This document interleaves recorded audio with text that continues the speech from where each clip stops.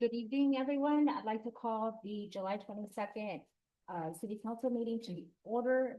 Is your microphone on? Is it off? It'll be on. Okay. It's on. Put a little closer to you though. Okay, may I get a roll call, please? Mayor White. Mayor Pro Tem Rodriguez, Here. Councilmember Ortiz, Here. Councilmember Jones, Here. Councilmember Garcia. Here. Thank you. Item C, excuse council members' absences. This agenda item allows the city council to excuse the absence of council members not present at the meeting. If all council members are present, this agenda item will be skipped. I will open this item to public comment.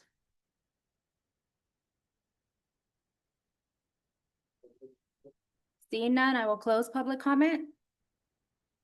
Open for council comments. I move to excuse Mayor White. I second that. I have a motion and a second. All those in favor, signify by saying aye. Aye. Opposed? Motion passes. We will now move on to invocation by Pastor Robert Mullen.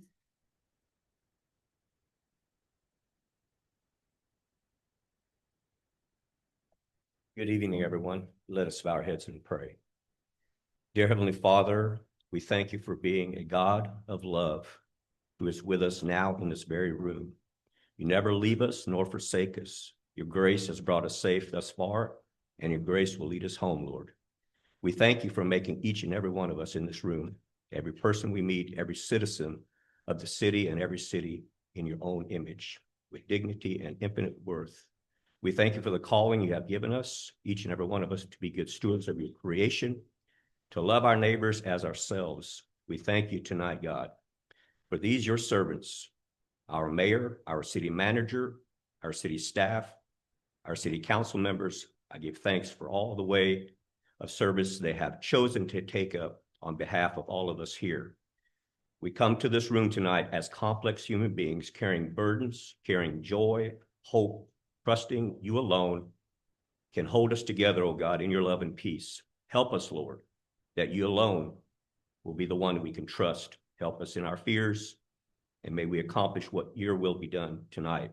May we lean on your everlasting arms tonight. We remember the Apostle Paul's writings to the Christians in Rome and his teaching that those in authority are first and foremost your servants, that honoring you and doing your will is their highest purpose, that any portion of power they enjoy is given by you can be taken away. And so we pray that you would be glorified tonight through the decisions the city council makes. We pray that we could and would have the eyes to see how our lives are connected and how our common good is upheld when we listen to the response to those most vulnerable among us. We pray that your kingdom come in Greenfield, and that as it is in heaven through your power working each and every one of us as your servants. May your truth be revealed. May your light shine brighter. May the voices of those most silent be heard loud and clear. Defend their cause, O God, through their governing body. We pray for wisdom, for strength, for courage to do what is right and good for all citizens. May we put the interests of others above our own. May we act with love for the common good. May we be good neighbors, recognizing your image in every person here. We thank you again for this council, our mayor, our city staff, our law enforcement, our first responders, our hospital staff, and all those who work to make this place call home such a wonderful city. And we ask all of these things in the mighty name of Jesus. Amen. Amen. Thank you, Pastor Mullen. We will go to item E, Pledge of Allegiance. Everyone, please stand. I pledge allegiance to the flag of the United States of America, to the republic for which it stands, one nation, under God, indivisible, with liberty and justice for all. Agenda review. No changes. Item G, we will go to public comments from the audience regarding items not on the agenda. This portion of the agenda allows an individual the opportunity to address the council on any items not on the closed session, consent calendar, public hearings, and city council business. Under state regulations, no action. Buenas tardes, mi nombre es Darío Alcántar. Estamos, Si me permite un momento, Oh. por favor. No action can be taken on non-agenda items, including issues raised under this agenda item. Members of the public should be aware of this when addressing the council regarding items not specifically referenced on this agenda. Okay, now we will take public comment. sí, buenas tardes, mi nombre es Darío Alcántar. Yo tengo mi propiedad en la calle 14 aquí de Greenfield y tenemos un problema grave. El agua está contaminada y pues no la podemos usar para cocinar ni para bañarnos. Y varios vecinos que están ahí alrededor tienen el mismo problema. Mi vecino Serafín Guzmán está al lado mío. Su pozo se secó y yo le estoy pasando el agua. Mi agua contaminada pues le va a servir de algo, pero yo ya le pasé agua a él y pues estamos aquí para ver si ustedes nos pueden ayudar a Sí, sí puede esperar un momento. Can we get English translation? Yeah, I don't want it to, I don't know if it already went too long. Oh, okay, perfect, thank you. Okay, thank you. Sí, necesitamos apoyo de ustedes, pues por eso estamos aquí. Yo soy una persona que trabajo en el campo, toda mi vida he trabajado en el campo. Yo nunca he agarrado desempleo, ni un cheque de desempleo. Y pues yo trabajo para mi familia, para mis hijos. Ellos son oficiales en la correccional. Gracias a Dios son gente de bien y pues no sé, espero que ustedes nos ayuden también a nosotros a solucionar este problema. Gracias. I'm going to translate in English. Good afternoon, Greenfield City Council members and city staff. My name is Dario, and I live right outside the city of Greenfield on 14th Street. My well has TCP and nitrate over the legal limit. This means I can't cook, drink, or even take hot showers with my water. I'm not the only one in this situation. Most of my neighbors are going through similar issues. In addition to that, my next door neighbor's well went dry recently, and I have since connected my well to his water tank so he can have access to water for his basic needs.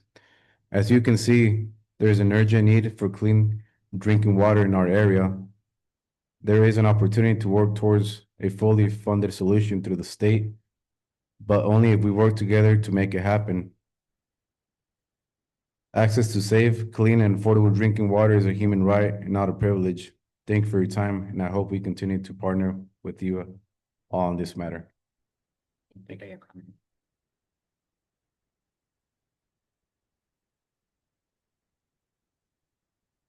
Good afternoon, City Council and staff, city staff. My name is Joel Mercado. I live right outside of the city of Greenfield on Apple Avenue. And I've been living here in this area since 1977. I grew up here, went to local schools here. And I've experienced serious issues with our drinking water there. For example, our old well had dangerous levels of nitrates. I've had to deal with water, pump breakings and other issues with our water not having water for days at time due to power outages. It is incredibly difficult to go about daily life when you're constantly worried about and exposing yourself and your loved ones to harmful contaminants in the water.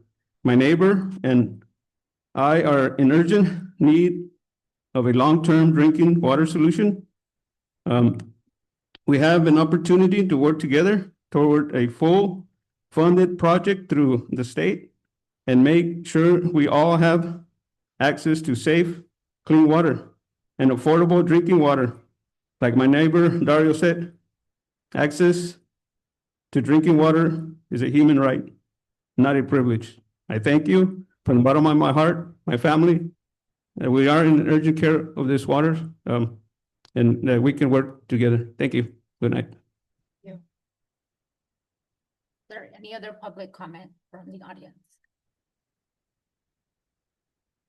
And do we have any online? Okay. I will go ahead and close public comment. And we will move to comments from city council. I don't have any.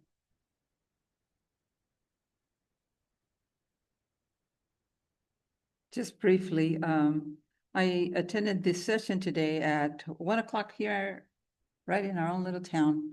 Oh, sorry, in our big city, in our big little city.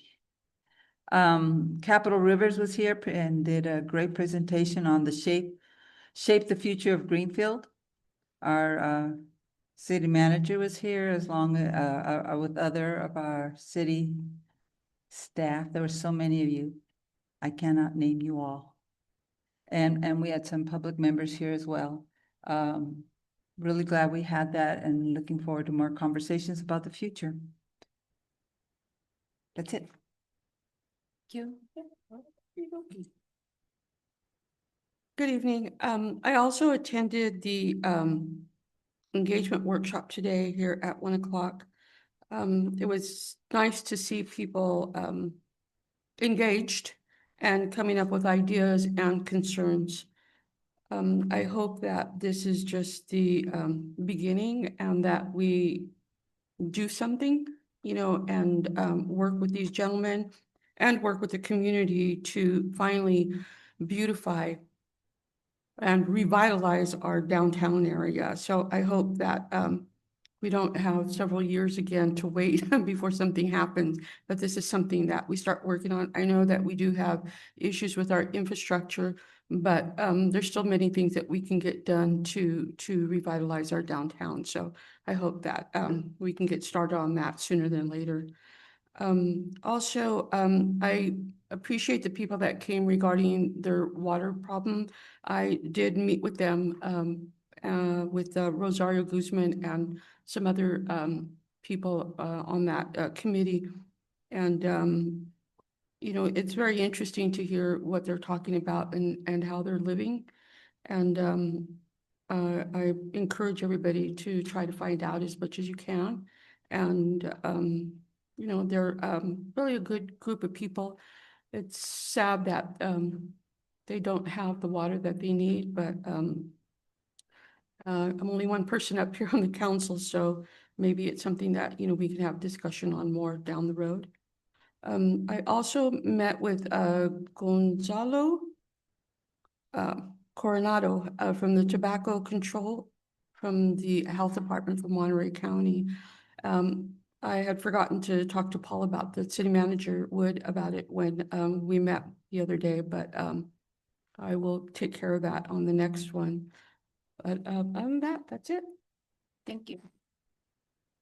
I have two announcements today, one or two items to share. I attended the Rapid Response Network Legal Observer Training that was held at the Greenfield Library yesterday. There was maybe about a dozen residents there. It's an organization of volunteers, made up entirely of volunteers that help to confirm whether there is ICE activity in an area, to confirm if it is credible, to help, you know, quell rumors and to just help with the fear that is in our community, because there are a lot of false reports which create just an unhealthy community and a fearful community, and we don't want that. So I signed up to be a volunteer. I encourage you all to look into their organization.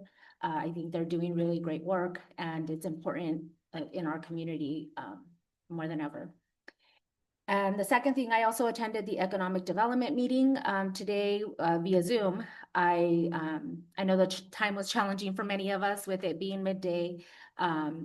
And the feedback, though, that I heard in the meeting, I was more of a listener than a participant because I was multitasking in the middle of the day.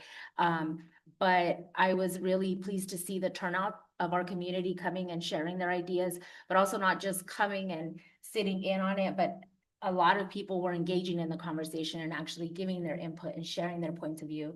And that's the kind of workshops that we need where we're hearing from our residents. So thank you to everybody who took part in that as well.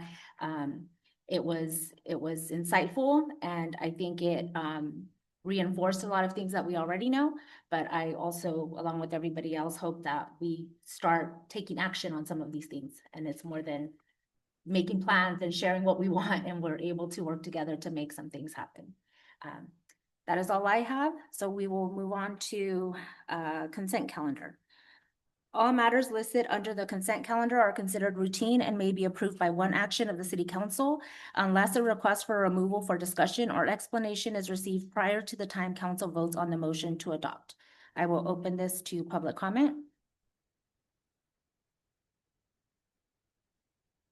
Not seeing any public comment, I will close public comment and entertain a motion. So move. Second. All those in favor signify by saying aye. Aye. Opposed? Motion passes. Item J, mayor's presentations, proclamations, communications, and resolutions. Item J1 is a presentation from the Greenfield Chamber of Commerce.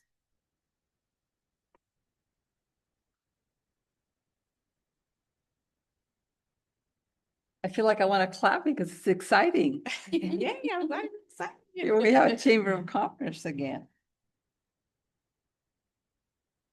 Okay, good evening, council members and members of the public. My name is Cynthia Zavala, and I'm honored to serve as the president of the newly formed Heart of the Valley Chamber of Commerce.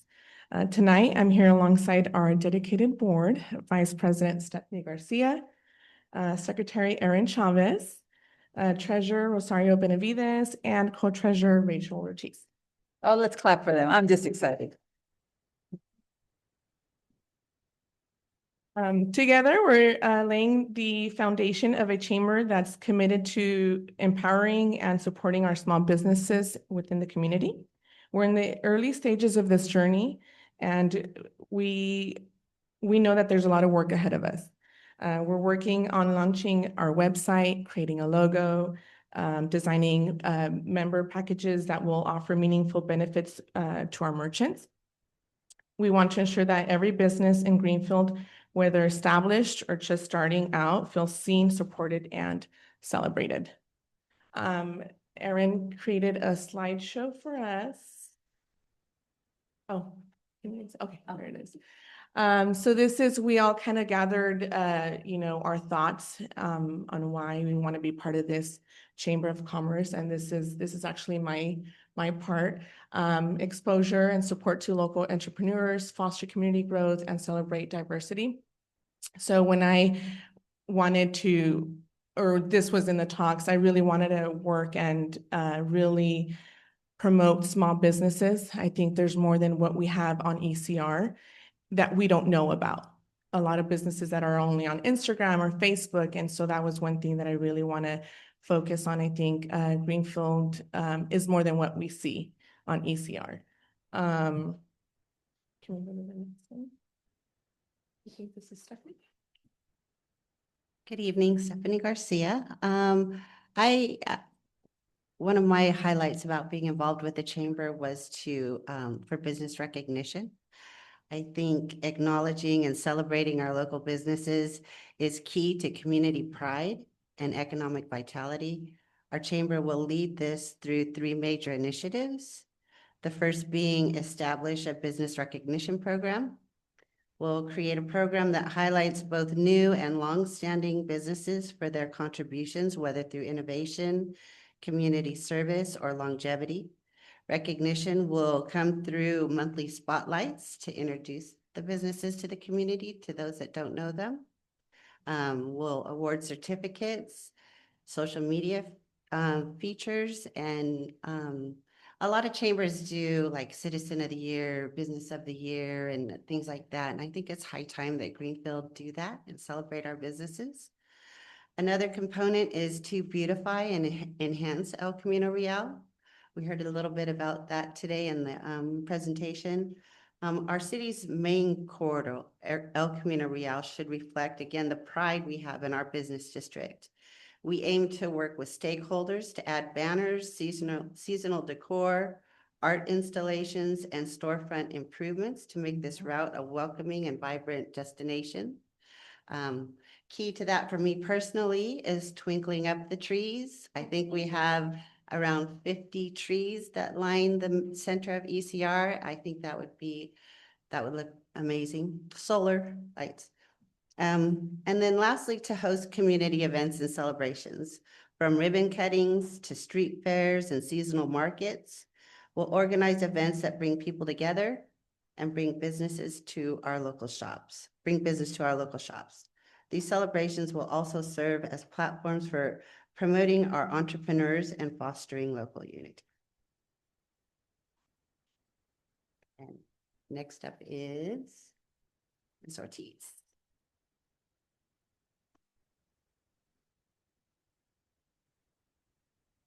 Part of the reason that I wanted to join the chamber was that my term as council member ends next year, 26. And so I really, being a lifelong resident, I wanted to stay engaged in the city. You know, even if it's not from up here, I can still do it, you know, through the chamber. So that was my reason for wanting to join the chamber and being a business owner. So some of the things that that I wanted to bring was build strong partnerships. We'll connect local businesses with each other, the city and community partners to drive collaborative solutions and strengthen our local economy.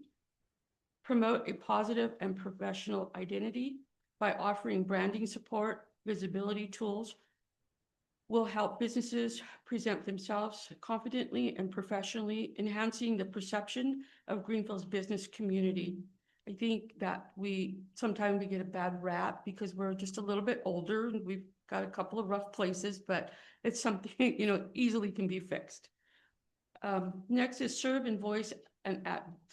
as a voice and advocate. The chamber will listen, elevate concerns, and speak on behalf of local businesses in matters that affect their operations and future. Whether it's zoning, infrastructure, or regulations, will ensure our business community is heard.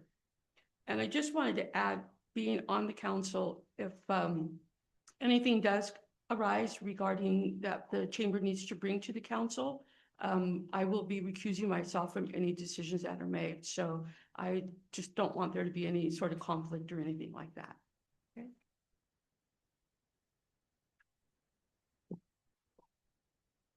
Righty.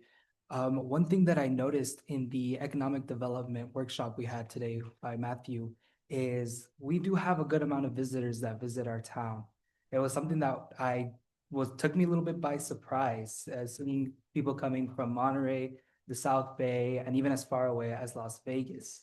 I want to utilize this. I want to take advantage of this opportunity and have people fall in love with the small town charm we have here in Greenfield, albeit taking a scenic drive or taking advantage of our recreation areas like Arroyo Seco, or just having a bite to eat here in town. I think it's something that we can start promoting, and hopefully even one day inviting them to stay the night here in Greenfield would be awesome.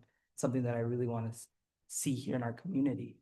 And ultimately, to conclude, I don't think we're just forming a chamber. I think what we want to do is we want to make a statement that brings energy to our business community, that strengthens connections and says Greenfield is open for business. Thank you. And may I add, sorry, I just wanted to, let everybody know that, the chamber was created with the community in mind.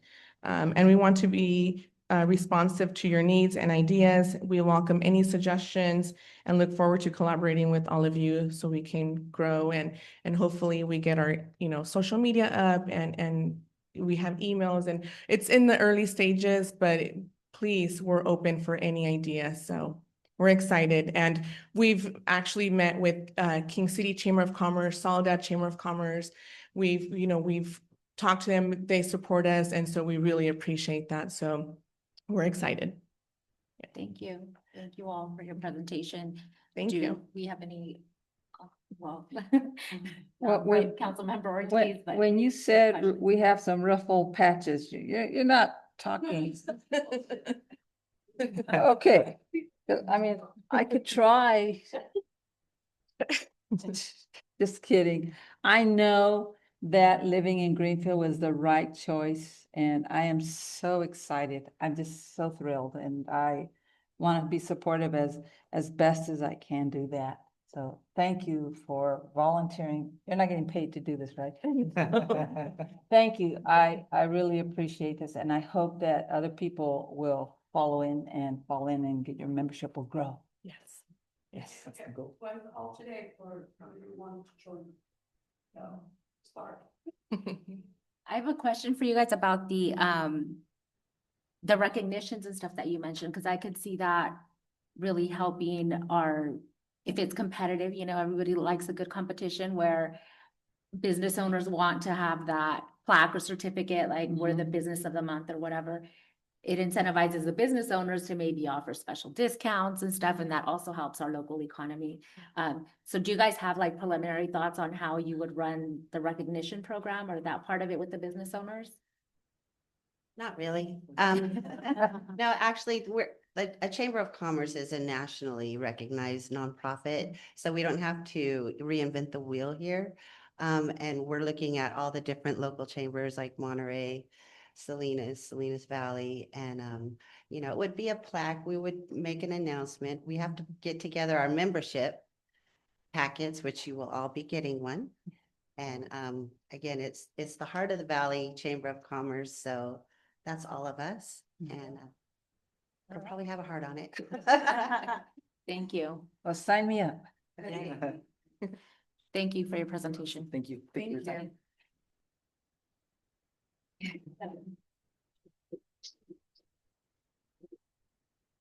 We will move to item K, public hearing.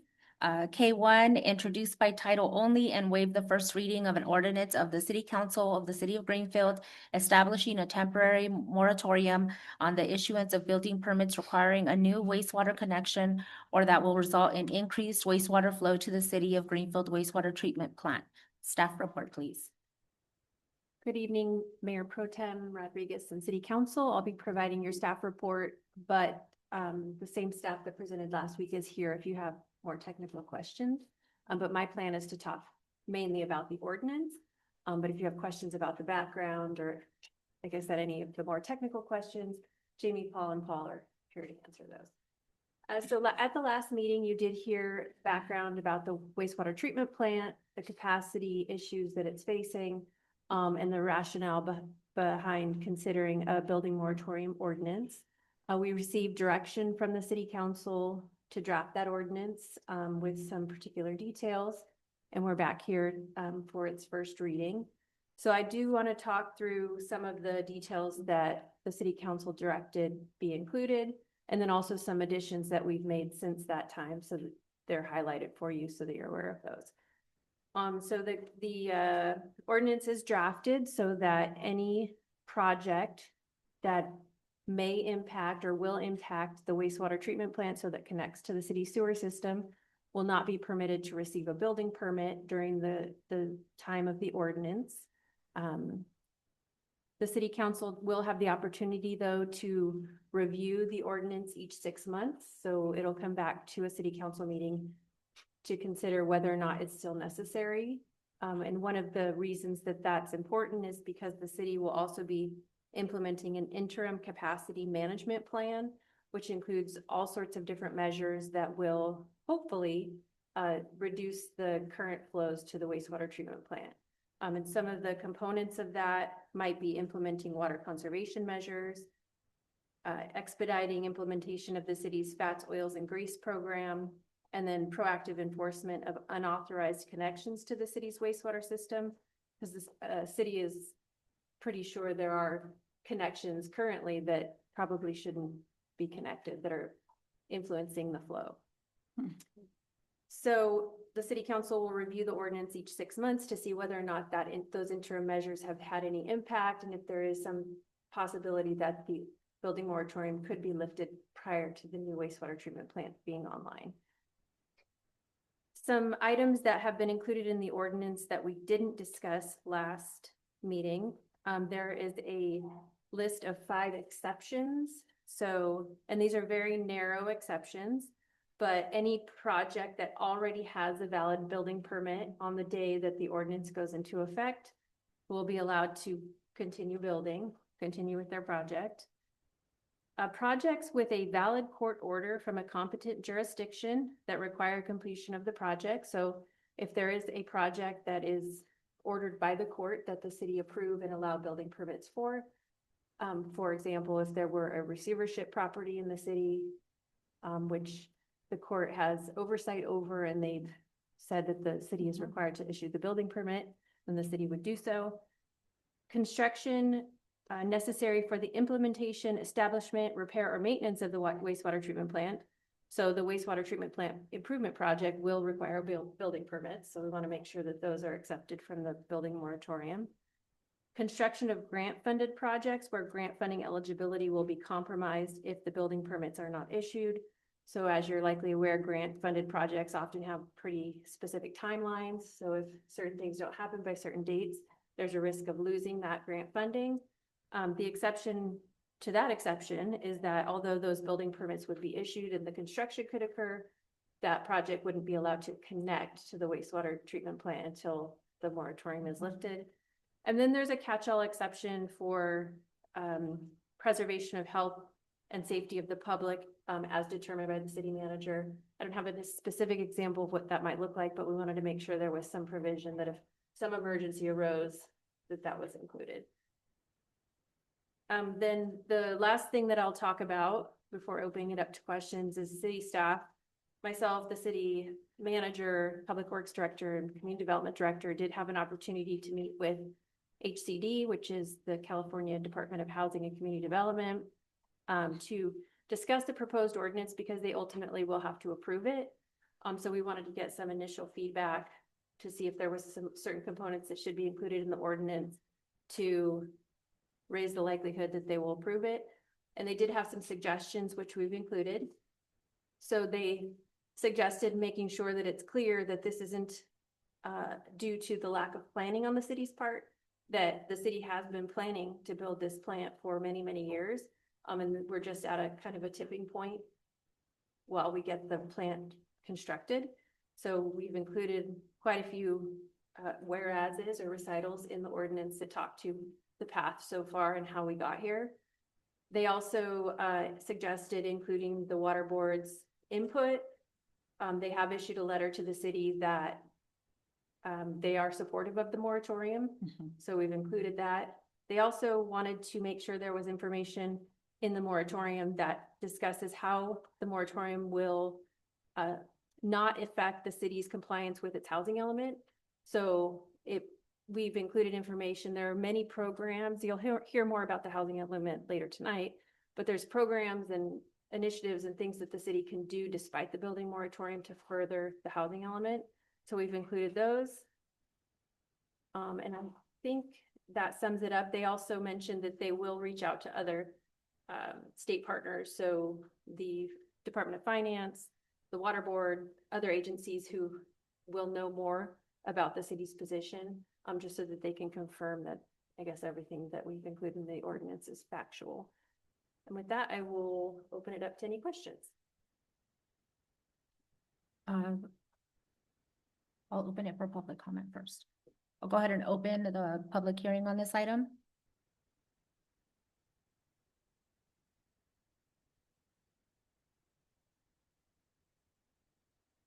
No public comment on K1 and nobody on Zoom. We'll close the public hearing and we will go to city council comments. Thank you.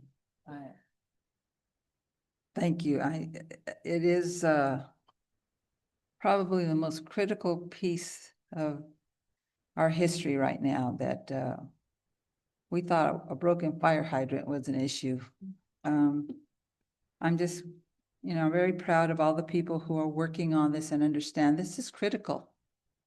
And this is not one of those, I have a toothache and it can wait, and putting a filling on a cavity is not going to do it.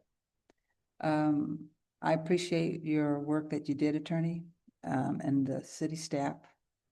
It's a little bit scary for me to know that we're at this level, because I worry about the future. You know, I'm proud of everybody working towards our future of Greenfield. I just want to make sure that we have a beautiful Greenfield for the little kids that I take care of too. They're only 3 and 4. I want them to have a beautiful Greenfield, healthy and safety, and there's a cost when you're developing when a town grows into a city, there's a cost, and a lot of it is our infrastructure was great for little Greenfield, but it's tough. It's hard to hear the cost, the expense, the anxiety that it's creating in amongst the people. But I hope that everyone is in agreement. We have to fix it. We have to take care of Greenfield, and that we're looking at alternatives. We're not just saying, here's my credit card, build it. I hope that we are taking into consideration every possible way to do this so that it's not the bomb that we think it could be. But it is going to be a burden. So that's all I have to say. Thank you. A question, I think you said it one way and I heard it a different way, so you said that, they could, if they have their plan, permit, they can build, but they can't hook up? No, that was just for the grant funded project Okay. exception, not Okay, the others. okay, awesome. I'd like to, kind of go, Go ahead. Sorry, if you're, No, no, go ahead. when it's time to make a motion, I do ask that you read the motion on page 45 of your agenda packet, because you're adopting an ordinance tonight. And or alternatively, I can read it and you can okay. assent to it when you're ready. I think. Oh, where you're okay. headed. Oh, what? Not yet. Okay. I was just gonna say thank you to all the staff and to our city manager for, putting in all this work, regarding this matter. It's something that we've been talking about for a couple of years now, so it's, nothing new. And, you know, I think it's come as a surprise to some of the people in our community, but, you know, they've made an effort to get the information out there. So, I just want you to understand that, you know, we're gonna try all kinds of different ways to get this done. And I think at some point we're actually thinking out of the box a lot over here now. It is critical. You know, we want to keep on moving forward, but at the same time, it's something's pulling us back. And hopefully this will get resolved soon and that this moratorium doesn't last too long. That was. Thank you. I was contacted on this item probably about the same amount that I was on the MST item, which broke records for me. There is a lot of concern and unrest from our community, which is very understandable. So I do have a few questions that I hope will also clarify for our community, and we can all be on the same page or understand things a little bit better. City Manager, what if you could explain what potential other solutions were explored before just jumping to building moratorium? Sure. Prior to, I believe, fiscal year 24-25, which was last fiscal year, first of all, in 2017, council approved the establishment of a wastewater, is it a maintenance plan? Master plan, sorry. At which time it was determined that we basically needed a new plan. In talking with state agencies related to that, and we've been talking about this for a long time. They had said at that time that basically that they could fund that, and that's not abnormal. State comes in and funds, especially wastewater treatment plants, very, very often. So we went forth and over the next couple of years took the master plan, decided how we wanted to use that as the basis for our decision in using the in trying to put forth a modular system, the MBR system. We had that design, council approved that. We had it designed, and then at some point, I believe it was also prior to fiscal year 24-25, or right at the beginning, the state kind of did an about face because of their fiscal situation. Nobody was trying to pull any punches or anything. And said, oh, sorry, we don't have all that money available. And the new plan for fiscal year 24-25, as is stated in their IUP, their intended use plan, they've got all kinds of financing plans. That we probably, as a disadvantaged small community, would be available to receive a maximum of $15 million in grants. And then we would have to, anything that our project would be over that, we would have to fund that ourselves, and we would have state revolving fund, low interest loans available to us only up to, can't remember the exact amount, I'm going to say 50 million. Well, the cost of what we had projected for our plant, which is less expensive than, I'll use King City as a comparison, only because they're about the same size and they need the same thing we do.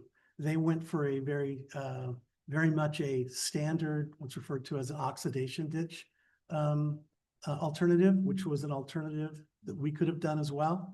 At the time, I believe it was going to cost them 90 million, and ours was going to be about 65 to 75 million.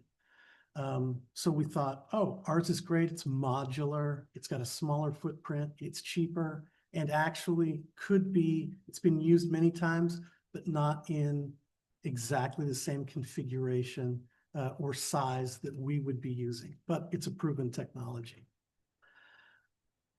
The problem is even with the $15 million grant and the $50 million loan, we would still be several million dollars short of being able to implement the whole solution. So we said, well, let's re-engineer it a bit and see if we can do this in phases so that we could actually get to a position where we could process our wastewater and at the levels that would have a little bit more of a cap than we've got now, so that we could, one, meet our requirements from the State Water Board, as well as fund it appropriately, as well as provide recycled water, because that component was already added in, which provides a recycled water that we could actually put back into the ground or sell it to local farmers. So we did that, had it redesigned for that. We were set to go. That brings us up to the latter part of 2024, when the State Water Board, sorry, so this was early 2025, because we went up in March of 2025 to make our trip meeting with Senator Laird and Speaker Rivas. At that time, we were asking for monies also. So this is part of the alternatives, Proposition 4 monies, the climate bond that passed in November. We went up and asked, hey, we're in desperate need. We aren't going to be able to do our entire plant. We need, and it's critical. I mean, this thing has failed numerous times. It's not meeting the requirements related to the quality of effluent that's going back into the ground and so forth. So we spoke with Senator Laird and Speaker Rivas. We also made a trip to the Department of Finance at the Water Board, talked to them, talked to a couple of senior management people who explained that all of the rules that were happening in fiscal year 24-25 could very much change in 25-26, this current year, and that with the financial situation in flux at the federal level, they had no idea how much money they were going to be getting. So that, yes, they understood the problems. We've done everything that we needed to do as far as submitting applications and getting them information. The Regional Water Board, which is the component of the State Water Board, had periodically makes trips to Greenfield to check out our progress. Flash forward to June, I suppose. And the State Water Board had a public hearing on their fiscal year 25-26 IUP, intended use plan, that basically shows that, in fact, they're now willing to, or the financing structures that were available for this fiscal year had changed dramatically. And that instead of just the $15 million grant, we would potentially be able to qualify for a $75 million grant. And we said, oh, that's great. And the rest would be able to be funded through the revolving, the revolving fund, which is just a bunch of money the state has to loan out for projects like this. We then said 75 million, and by this time, this is what, 6 months later, a year later, from our original estimates, the estimates had gone up to around $111 million for the whole plant. So we said, well, 75 million plus 36 million in whatever we can get to borrow would cover the whole shoot and match. We could get up to our 2.0 million gallon a day target, which is where we've always wanted to be. And we could have recycled water. And it's still going to be cheaper than any of the alternatives that are out there for us to do. And it's scalable, meaning if and when we ever need more than 2 million gallons, we just add more modules rather than redo the whole plant. So at this point where we are, and then the last part of it is when we had gone up in March to talk about Prop 4 funds, that's still in play. We still haven't heard because they haven't made any decisions related to Prop 4 funds, but we've gotten word from both Senator Laird's office and Speaker Rivas's office that we're going to be a priority as far as those funds go. So that'll come into play if and when it comes into play. But as we speak now, the council has approved the rate study, because if we get the grant, awesome, we get 75 million. If we need to borrow money, that's great, except we need to pay it back.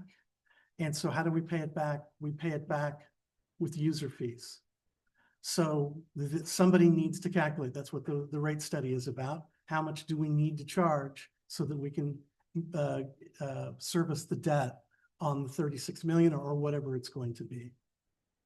So that rate study will be coming to council at some point in the future. Not sure exactly when. It'll be hopefully relatively soon in the fall. So, and in the meantime, of course, that still doesn't help us today. That helps us when the new plant is in position.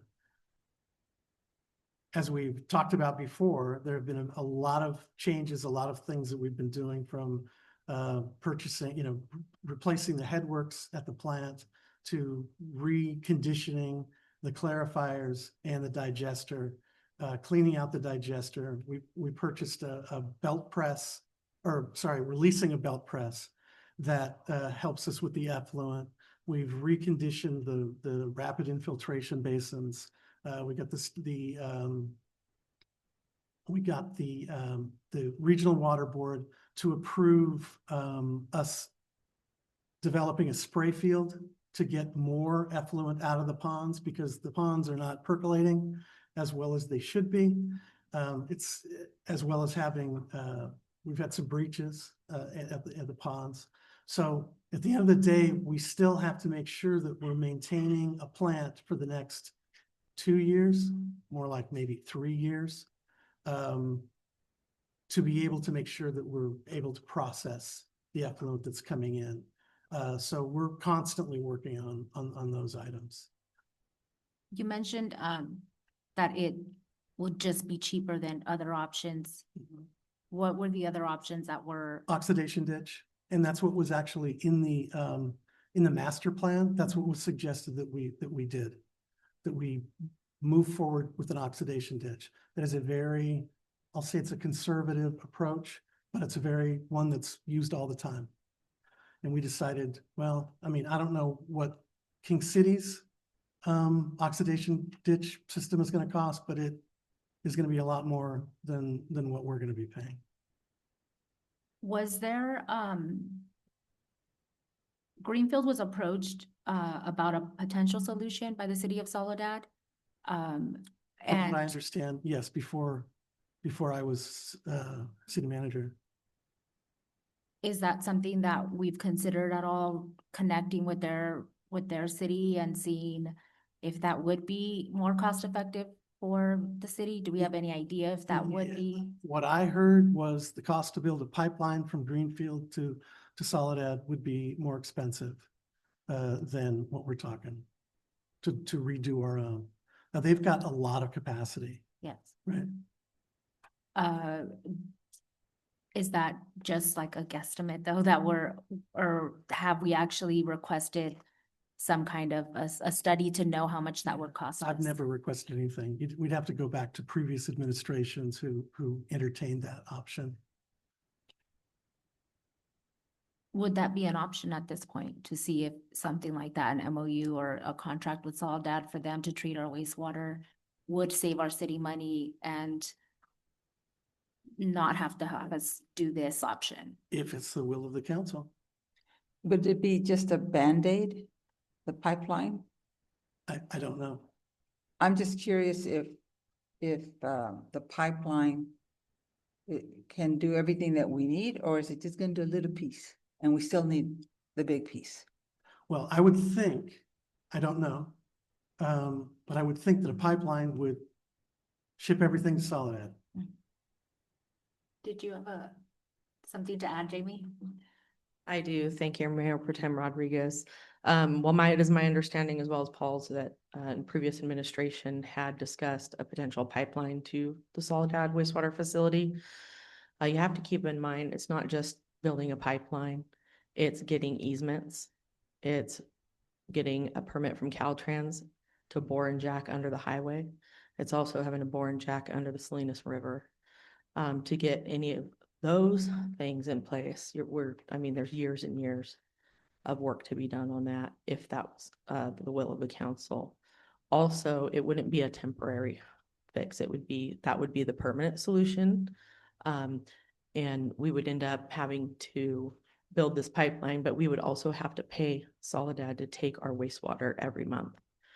So we would be losing the revenues and potential employment of our staff as well if our effluent was going straight down to Soledad. So it would be a continuous cost on a monthly basis for the ratepayers as well. So I just wanted to make sure we added And there's little huge extra. environmental impact if you're mentioning boring under a river. Yeah, a lot of design, a whole nother environmental process.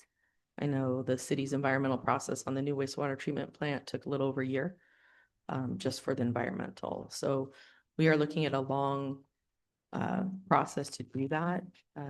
But if the council directed staff to see what the possibilities are and what the cost might be, then we would entertain that. Thank you for that, Jamie. As you're talking about it, all I could think about is, so what are we gonna give up? What's it gonna cost us?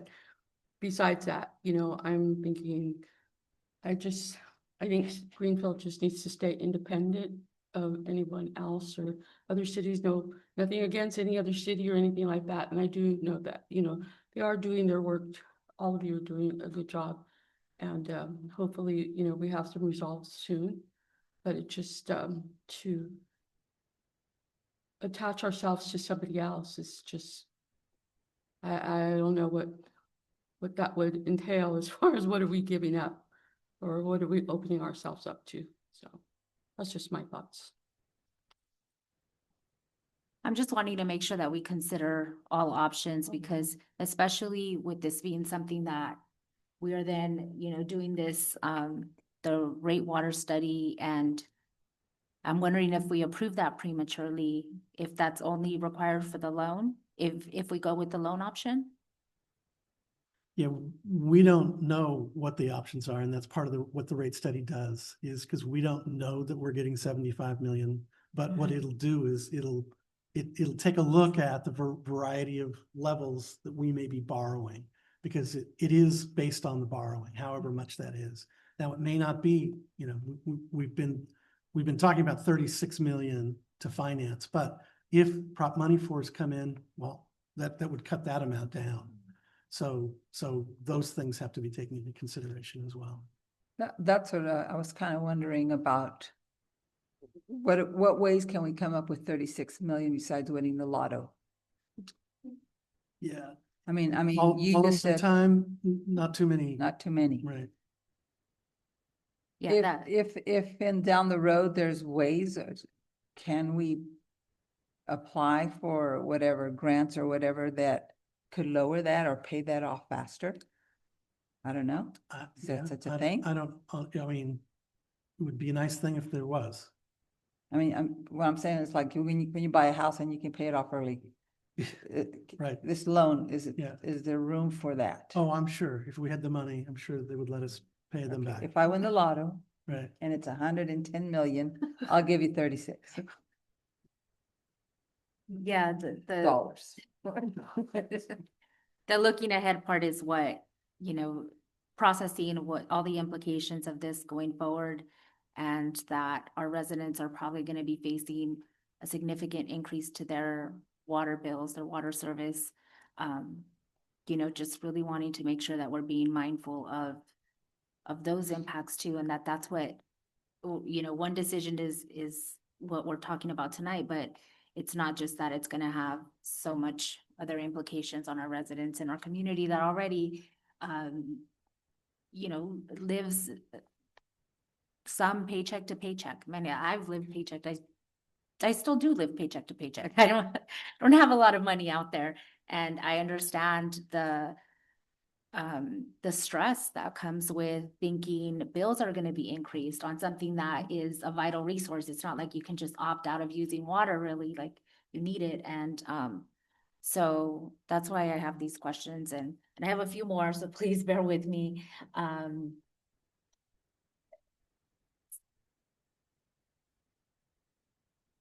In the staff report, it says that there was an error that recently resulted in a loss of potential revenue or potential additional grants. I think it said, let me find the page.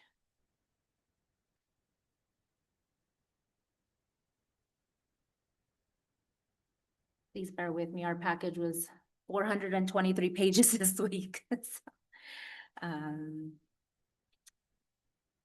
it was something about the building, the application, and then being told to only do the application for one thing. And so then it was a missed opportunity for additional funding. Does that ring a bell?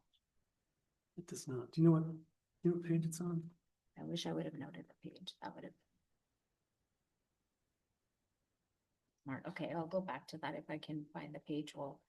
talk Mayor about Pro it first. Tem Rodriguez, is that in the ordinance that you're It looking? is, yes, in the actual ordinance. Okay. Jennifer, might that be about the sewer connection fees? I don't, let me go back to.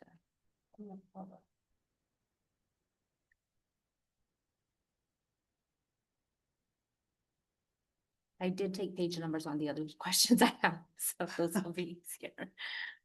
I thought I did for all of these. I think it was on the first page of it. Oh, here we go. In 2023, DFA's initial direction was to prepare the planning grant application in addition to the construction grant application, but then they said to only prepare the construction grant application. Ultimately, this decision resulted in the city missing an opportunity to offset over $4 million of planning, environmental review, and design costs. Could you explain that a little bit?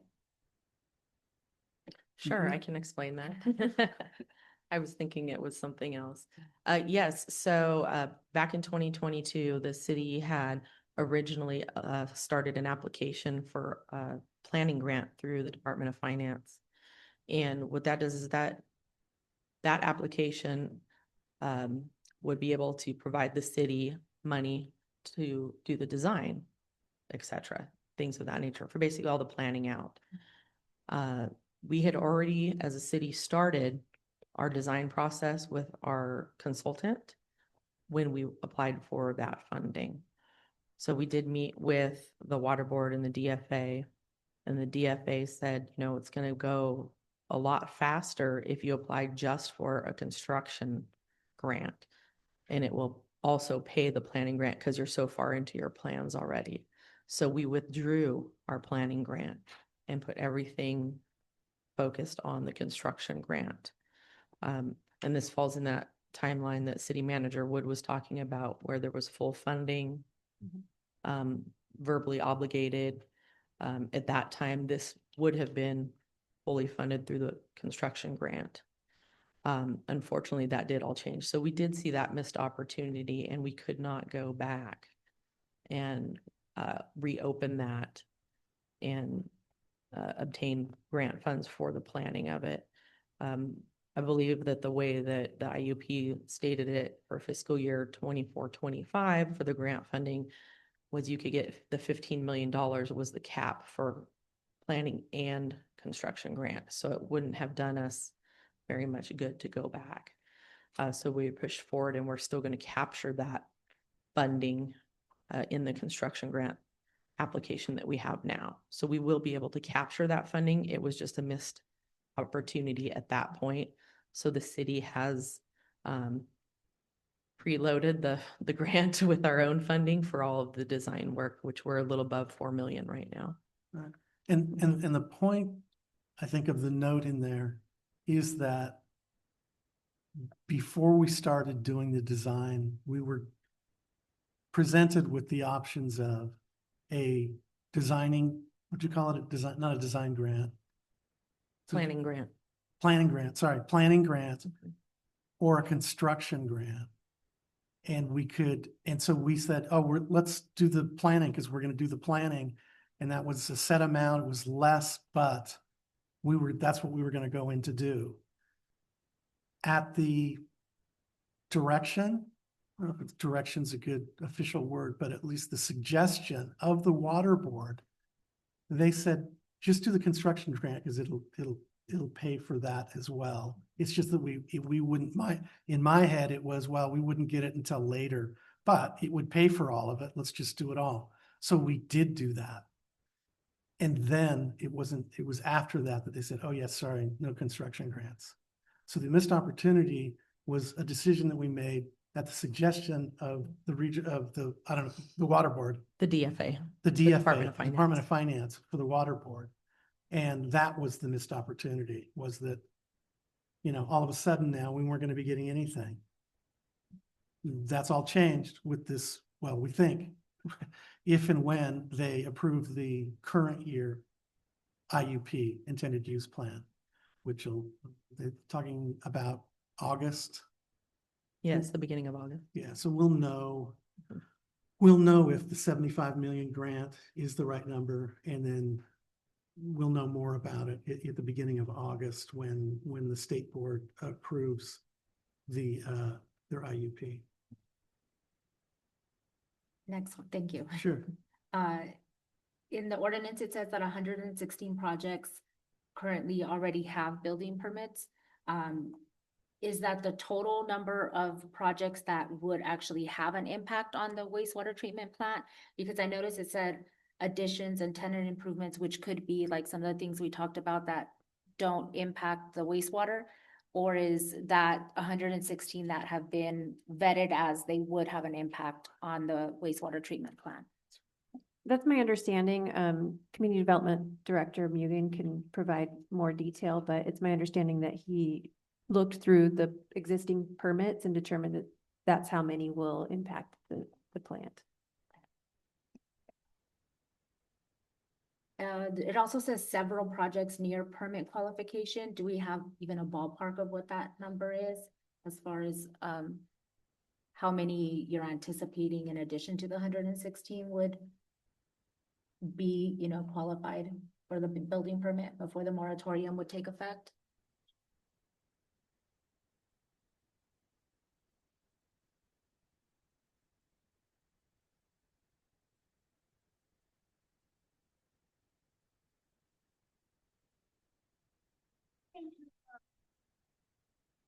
Mayor Pro Tem, I can barely hear you in the speaker location.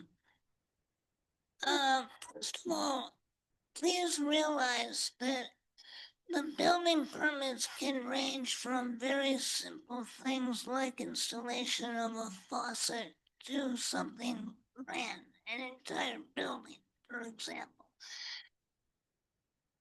This many connections show range and the number of permits only provides us a certain limited amount of information. Yes, and there is a difference between when somebody has applied for a building permit. It's a ministerial permit, and that's very, very important here because in contrast to a discretionary permit, decision makers such as yourself can say yes or no. Not in any type of prescribed procedure. The building permit is different because once an applicant meets the criteria, and that criteria for all intents and purposes is the California Building Code. Once a permit adheres to the California Building Code, it's entitled by right to build. We go right to the construction permit. So, well over 100 of those, I think that 100 permits for a faucet. That's not going to have a dramatic impact. The important thing is more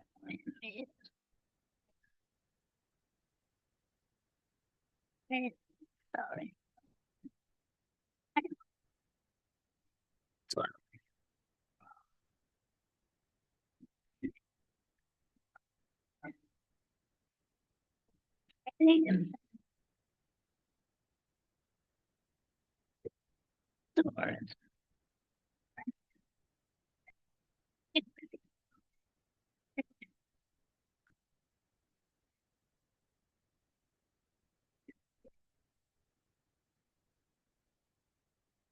Yeah, I guess my question was just because we have that precise number of how many are approved, obviously, because they're approved, but just, you know, that there's several near qualification was so vague. I was just wondering if there was a more specific number or even a ballpark to go with that. Oh, no, the building permits that have been approved as of today to be issued. Okay, so once we're working on several, some of them large permits for approval. And once they're approved, they're ready to be issued. Now that last step in that process typically is the payment of fees, impact fees primarily. So you could have a circumstance where a permit is approved but not issued.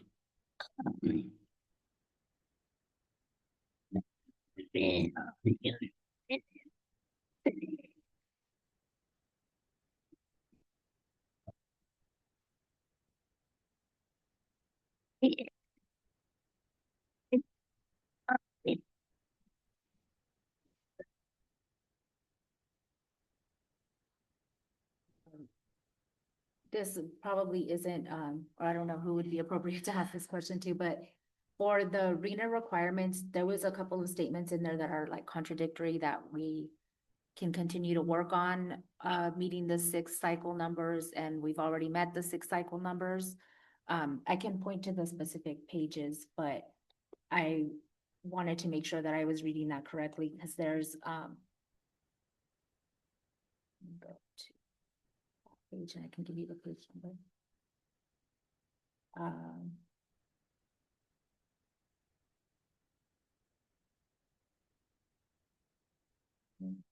Notes I took. Page 47. Part of the ordinance says it places the moratorium, while it places the city at risk of not meeting the 6-cycle RENA mandates. Then, under that, it says the city can continue to make progress on its 6th-cycle housing element. And then at the bottom, though, it ends with, at this stage, the city has already accomplished its 6th-cycle RENA low income. So is the difference that it's because you're only addressing the low income, not?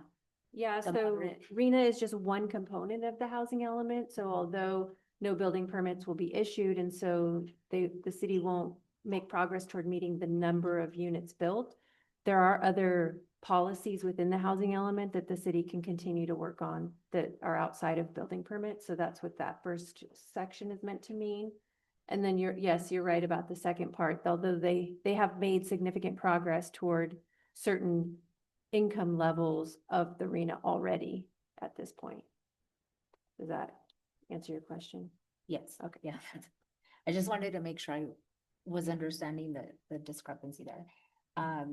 The 730 number that states is a requirement by 2031, do the current projects that have completed construction, like on Walnut, is that counted in that number already, or does that happen once like the occupancy takes place? Because construction has completed on those, mostly on those areas. So is that already being counted in our numbers? Yes. Okay. They have. They are, for your information, they are counted upon issuance of their building permit. So many of the projects you see today were issued a long time ago. Well, upwards of a couple of years. One of the exceptions, number 2 states that projects with a valid court order from a competent jurisdiction requiring completion of the project would be one of the exceptions. Could you explain or give us an example of what that would be? Yes, there is one particular project that we had in mind. So the city's been in the process over maybe 3 years now of what's called a court-appointed receivership. So there was a nuisance property in the city that the city was able to get a receiver appointed to rehabilitate the property. So it's a dilapidated property that was owned by someone who's deceased and has, from all intents and purposes, no heirs. And so the court appointed a receiver whose responsibility is to find someone, basically rehabilitate the property. And he's done that by designing a replacement home.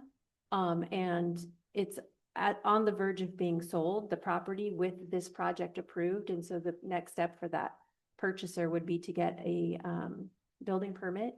So essentially the court has said you have to issue this building permit once this property is purchased by the new owner. So hopefully that clears it up. It's a little more complicated than that, but that's the gist. Thank you. And then the other one was construction of grant-funded projects, and Council Member Ortiz kind of mentioned this, that they will be able to complete construction, but then they can't actually be operational because they won't be able to connect to water, right?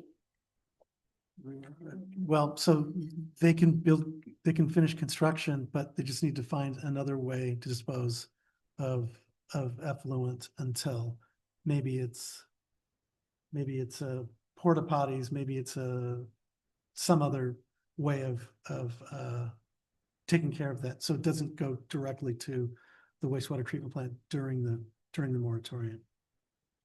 So since that's grant-funded projects that could possibly then not be operational during, as long as the moratorium is in place, can you give examples? Is that like the rec center? Yes. The dog park? Those Yeah. those items, then are there others you can think of that would have like a? This was mostly geared towards the rec center. So potentially it would not be operational. No, it could be operational. It's just that the effluent could not be hooked up to flow to the wastewater treatment plant. We could have,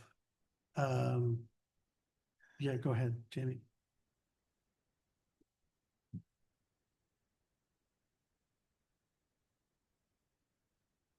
And that's a great question, Mayor Pro Tem Rodriguez. So what that specific number exception refers to is specifically the community center that we do have grant funding for.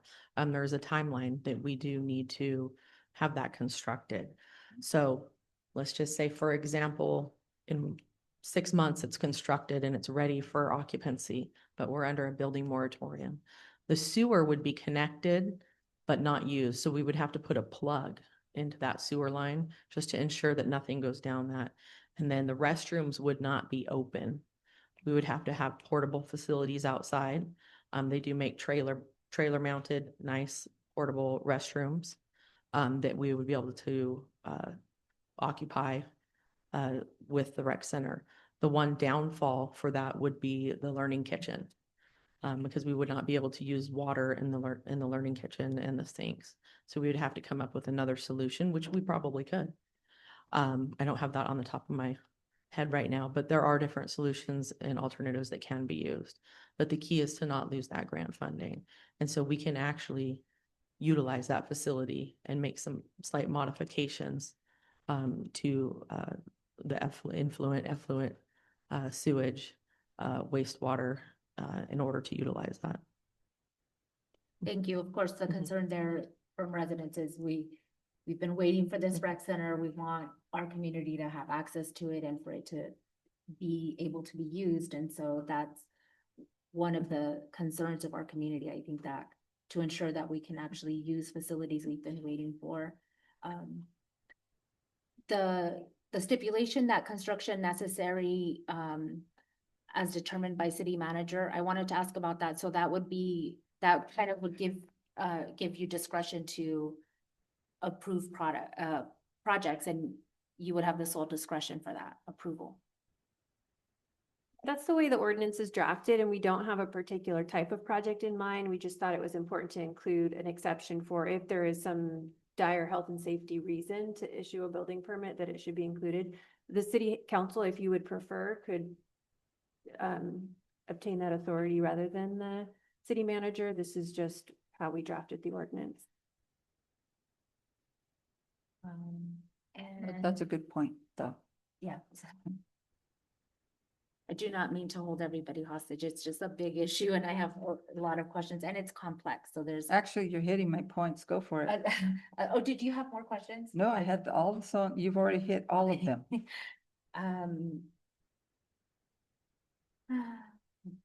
Went over that.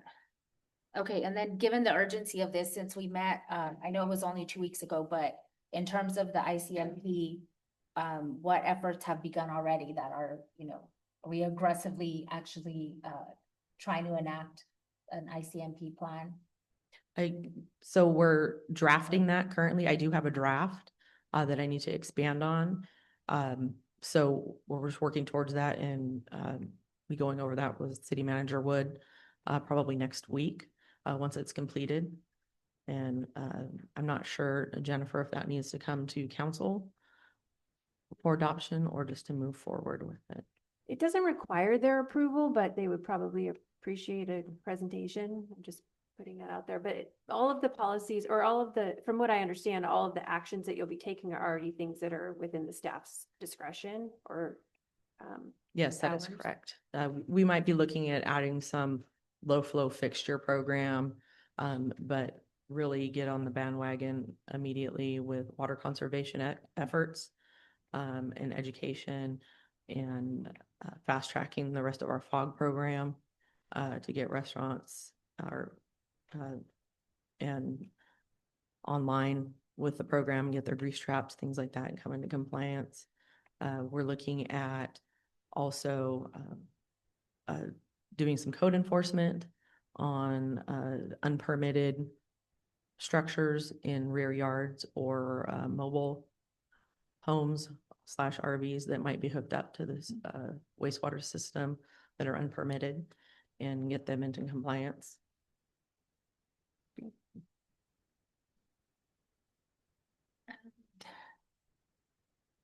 Well, I think this question would be for you. Because you mentioned or part of the report, I should say, mentioned that we some of the loss of funding was due to our status as a disadvantaged community, quote unquote, that no longer being the case for us.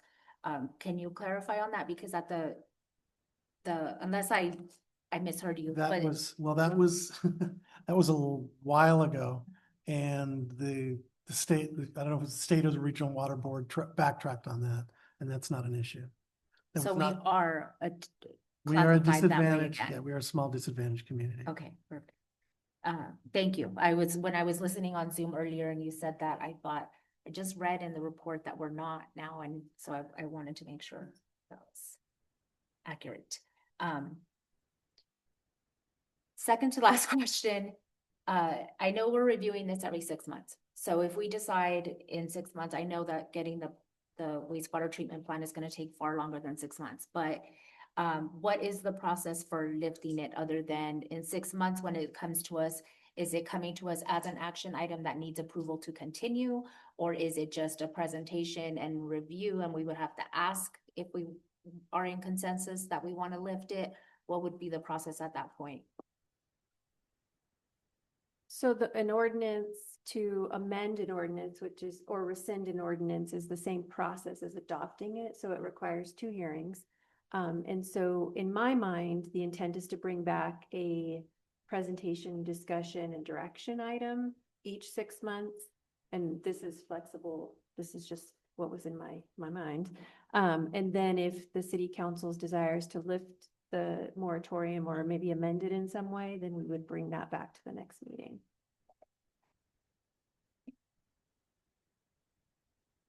Okay, thank you.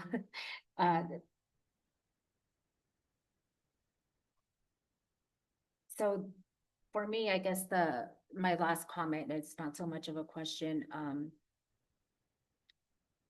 The Central Coast Water Board, their letter of support restricting new wastewater connections, I think is something that we have to weigh heavily.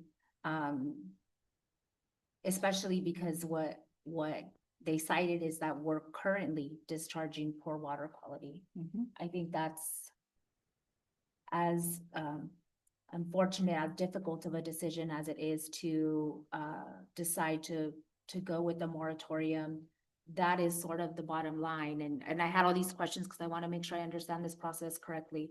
But that is something that I think is very difficult to ignore if we're already currently not providing adequately clean water to our residents.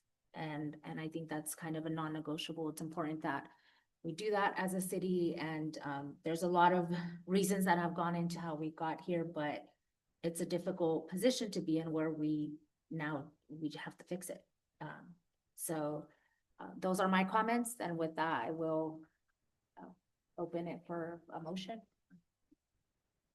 It is a dire situation. We had some speakers today telling us that they're living without water. You know, their well has run dry. They're asking for help.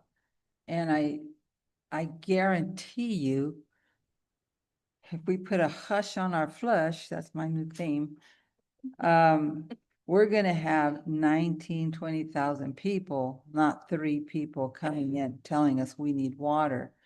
It is hard. And I appreciate the questions you put them, you put my words into questions, and I'm not gonna repeat any of them. So thank you for being thorough. And I hope that people understand this is not gonna be an easy situation. I'm so glad I'm not a mother or a father that have to say no. Because this is one of those hard situations. But yes, I feel for the city of Greenfield right now. May I make a comment? Yes. Okay, thank you. I just want to clarify, I think in discussions, there's been mention of water and wastewater. And I want to be clear that this is not affecting the delivery of clean water to your faucets. Right. This is not water that's going to be coming back to your faucet. The wastewater plant is for water that goes down your drain. And so I do want to make sure that everybody knows this is not going to affect your water that's coming out your faucets. This is truly a sewer issue, and it's about I'm going to quote Councilmember Garcia, hush the flash. But it's about what's going down your drains, and how much is going out there and how it's treated. Because that is our responsibility. If we are saying we're taking the water from the earth to use it, however, and then we're returning it, we have the responsibility to make sure it's healthy, at least clean. I know there's a Yes. why wouldn't it be healthy if it's not clean? I understand that we can't take it to the point the way we brought it out of the earth, but we have the responsibility as a city to return the water as clean as possible. That is correct. Thank you. And I just want to make sure in my discussions with the community that's out here on 14th and Walnut, they are not part of the city. It's in the city, but it's not part of the city. They're county, they're Yes. not city. So I think that's important for people to understand. That is correct. They're independent. So where are we now, Mayor Pro Tem? Does open to a motion?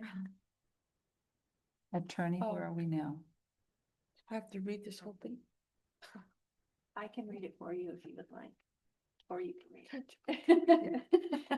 You can have the honors. Okay, I move to introduce by title only and waive the first reading of an ordinance of the City Council of the City of Greenfield establishing a temporary moratorium on the issuance of building permits requiring a new wastewater connection or that will result in increased wastewater flow to the City of Greenfield wastewater treatment plant. Do I have a first? I motion. I have a motion. Oh, Second, Second. all those in favor signify by saying aye. Aye. Opposed? The motion carries. We will go to K2, adopt a resolution of the City Council of the City of Greenfield amending the 2005 general plan and adopting the 2023 to 2031 City of Greenfield housing element. Staff report, please.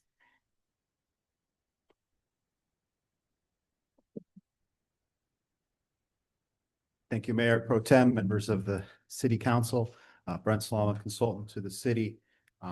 Hoping that I can get panelist privileges on the Zoom feeds so that I can share a few slides with you in regards to the sixth cycle housing element.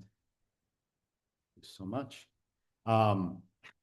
It's kind of difficult after talking about moratorium on new sewer connections to talk about building housing. But as City Attorney mentioned before, the housing element, as you'll find, is way more than just the construction of housing. And so the state department, HCD, Housing and Community Development, really wants to make sure that we're moving forward on a number of items, which includes the production of housing, but also a number of other fair housing issues that don't require sewer connections.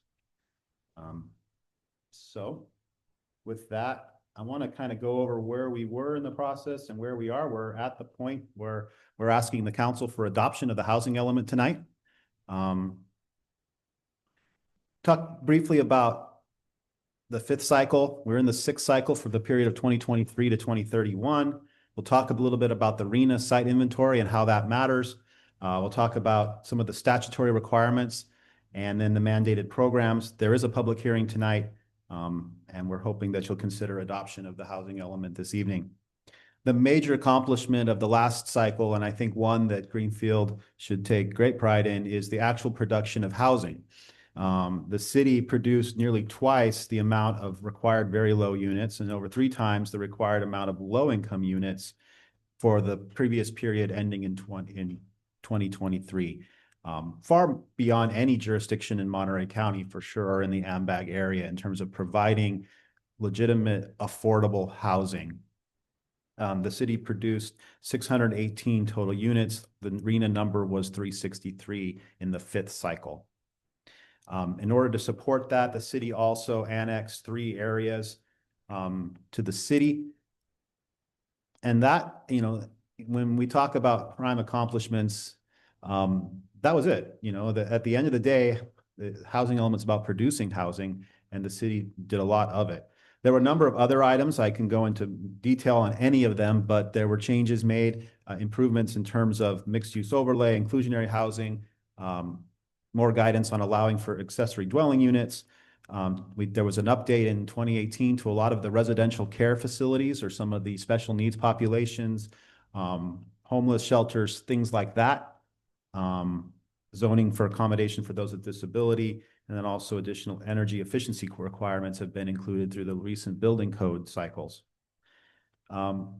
We have a lot of issues. We spoke about infrastructure at length just now. Cost of construction is still very high. The affordability is a huge issue related to housing, economic trends, environmental issues. There's a lot. The housing element, as you have in front of you, has 8 distinct goals that are shown here. Providing housing for all incomes, fair housing opportunities available to all, engagement with other agencies and organizations, reduced ongoing household costs, adequate affordable housing, housing for persons with special needs, infrastructure and services to support housing, and a well-maintained housing stock and neighborhoods. This new 6th cycle added additional requirements from the state Housing and Community Development Department that weren't there before. There was much more of a requirement on public outreach, which we did a lot of. There was a deeper evaluation in identifying what exactly the city would be doing in response to all those things. Before, it was good enough to say, we're going to create a program to, let's just say, we want to incentivize first-time homebuyers, for example, and we want to create a program. And all you had to do was say to the state, we're going to create that program. Now they're holding you to it. How are you going to create the program? When are you going to create the program? How much money are you going to apply to the program? So it makes it a lot more complicated, and there's a lot more reporting involved. So the housing state HCD now has the ability to ensure that whatever objectives we put in the housing element are actually quantified. So what happens there is we had a bunch of back and forth with the state. We submitted the element 3 times and they came back with comments and things that they wanted changed. Of all the elements in the general plan, the housing element is the one element that is dictated by the state. And they make sure that it's certified, and there are a lot of things that they want their way. And so we kept getting feedback until we got on June 5th, 2025, in your agenda packet, we had a letter from the state of California saying that our housing element is ready to be certified. If we approve it the way it is written now, that we've met the technical statutory requirements of the law for housing elements. This is a number you've probably seen before. Mayor Pro Tem, you're talking about the 730 units. So this is the RENA numbers. You see Greenfield's line, the total is 730. We're required to provide 101 very low income and 66 low income units for the whole entire period. To answer the question, the EAH project in the first phase provides the majority of, or exceeds the 66 low-income units that were required. When you add in eventually the self-help housing project and phase 2 of the EAH project, we meet all of the very low and low-income needs for the RENA. What really is outstanding is the moderates, we've gotten moderates through the use of ADUs.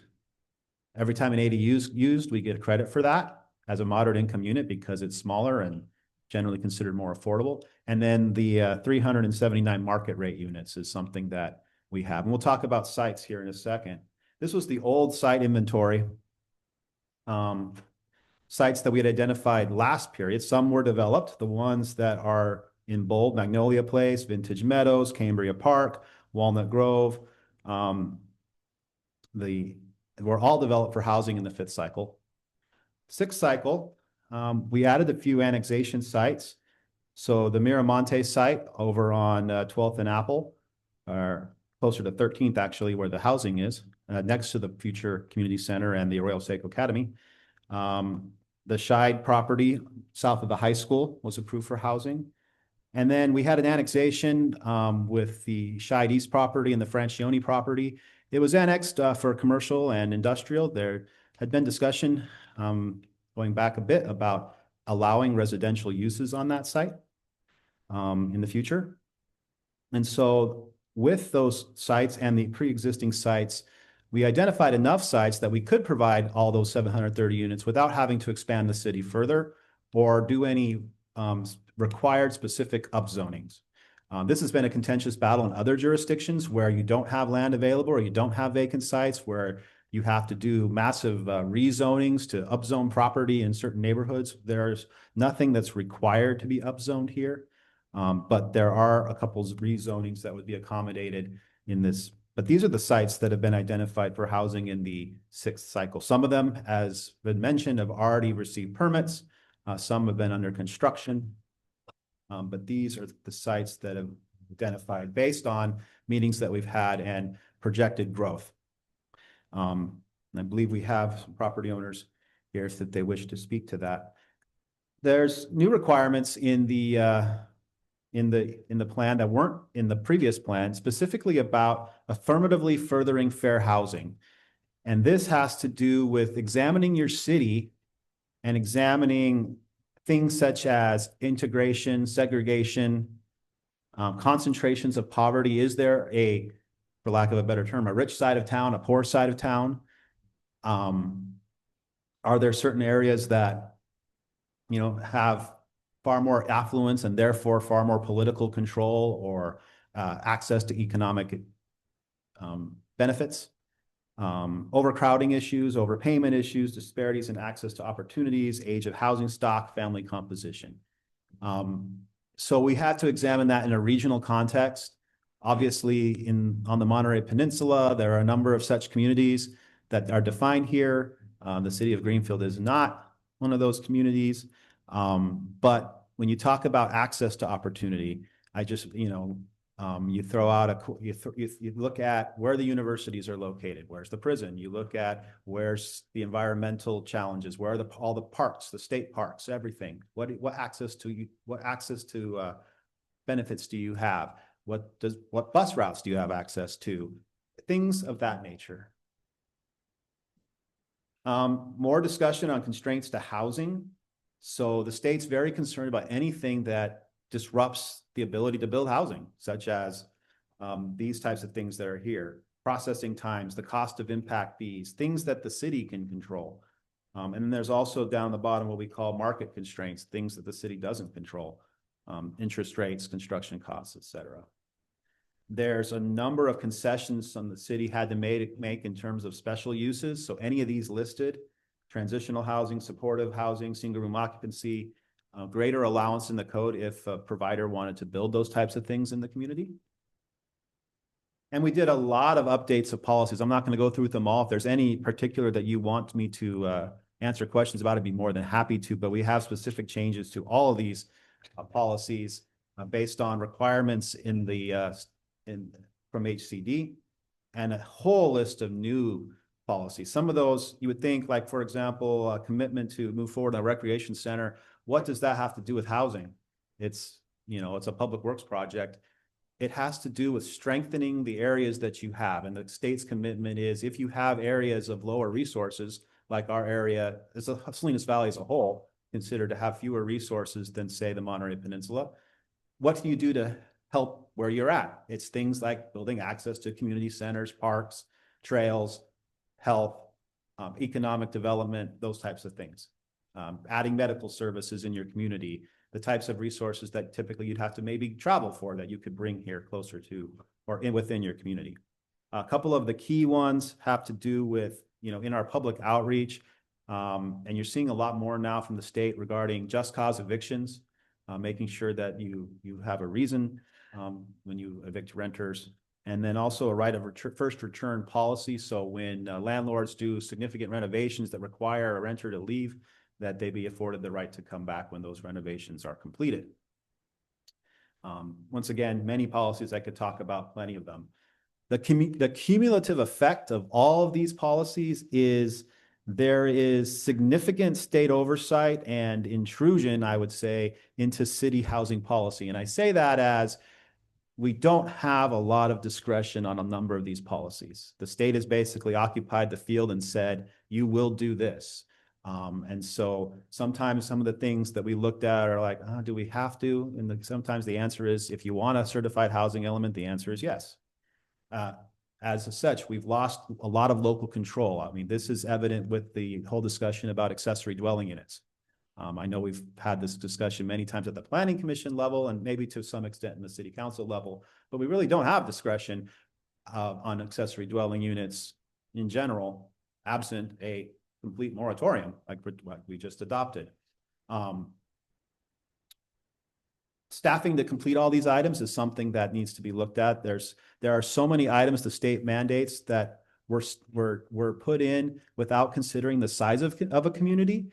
So the same requirements that will apply to the city of San Jose, for example, apply to the city of Greenfield, despite total lack of consistency in terms of the budgets that you have and the staffing to meet certain programs. So that will always be something of a challenge. That being said, with building permit activity slowing down, there will perhaps be an opportunity to do more of these types of things, which include a number of establishment of programs dealing with rehabilitation of existing houses that don't require new sewer connections, the creation of programs related to fair housing, related to interactions with landlords, created to registries for rental properties so we know what's going on. We have to provide our progress annually on the annual progress reports, which is something that we haven't had to do before. Before it was, how many housing units did you build? Well, we built 120, for example. Give them a report, good. Now it's how many housing units did you build and where are you at on all of your programs?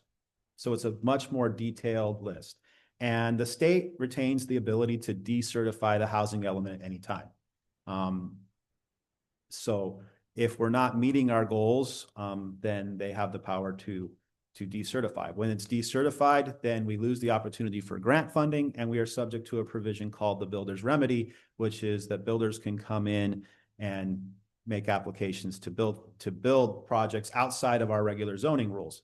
Now, how that works in a moratorium situation, generally you have to have sewer available in order to take advantage of the builder's remedy. So that may not be a concern, but the funding, grant funding certainly is. In terms of our reasons to want to get the housing element certified. As we mentioned, the state has given us a letter essentially saying that the housing element is compliant with state law at this point, the way it is written. Should the council wish to proceed, you would take action to adopt the housing element this evening. That amends our general plan, and we would submit that to the state of California, to the HCD, so they could do the final step of certification. If there's anything in that element that you are not comfortable with and want to change, you can give us that direction. And then we have to go back to HCD to see if they're okay with whatever changes we would make. That's all I have today, but there's a lot of material in there, a long document. I tried to summarize it as best I could, but I'm here to answer any preliminary questions you have, but we are scheduled to have a public hearing on this item. Thank you. Thank you for your report. I will open this item for public comment.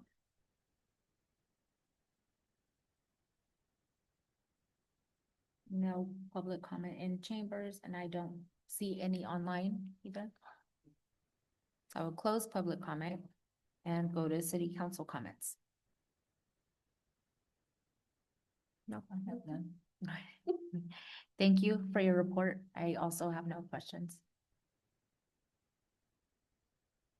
We need a motion on this item.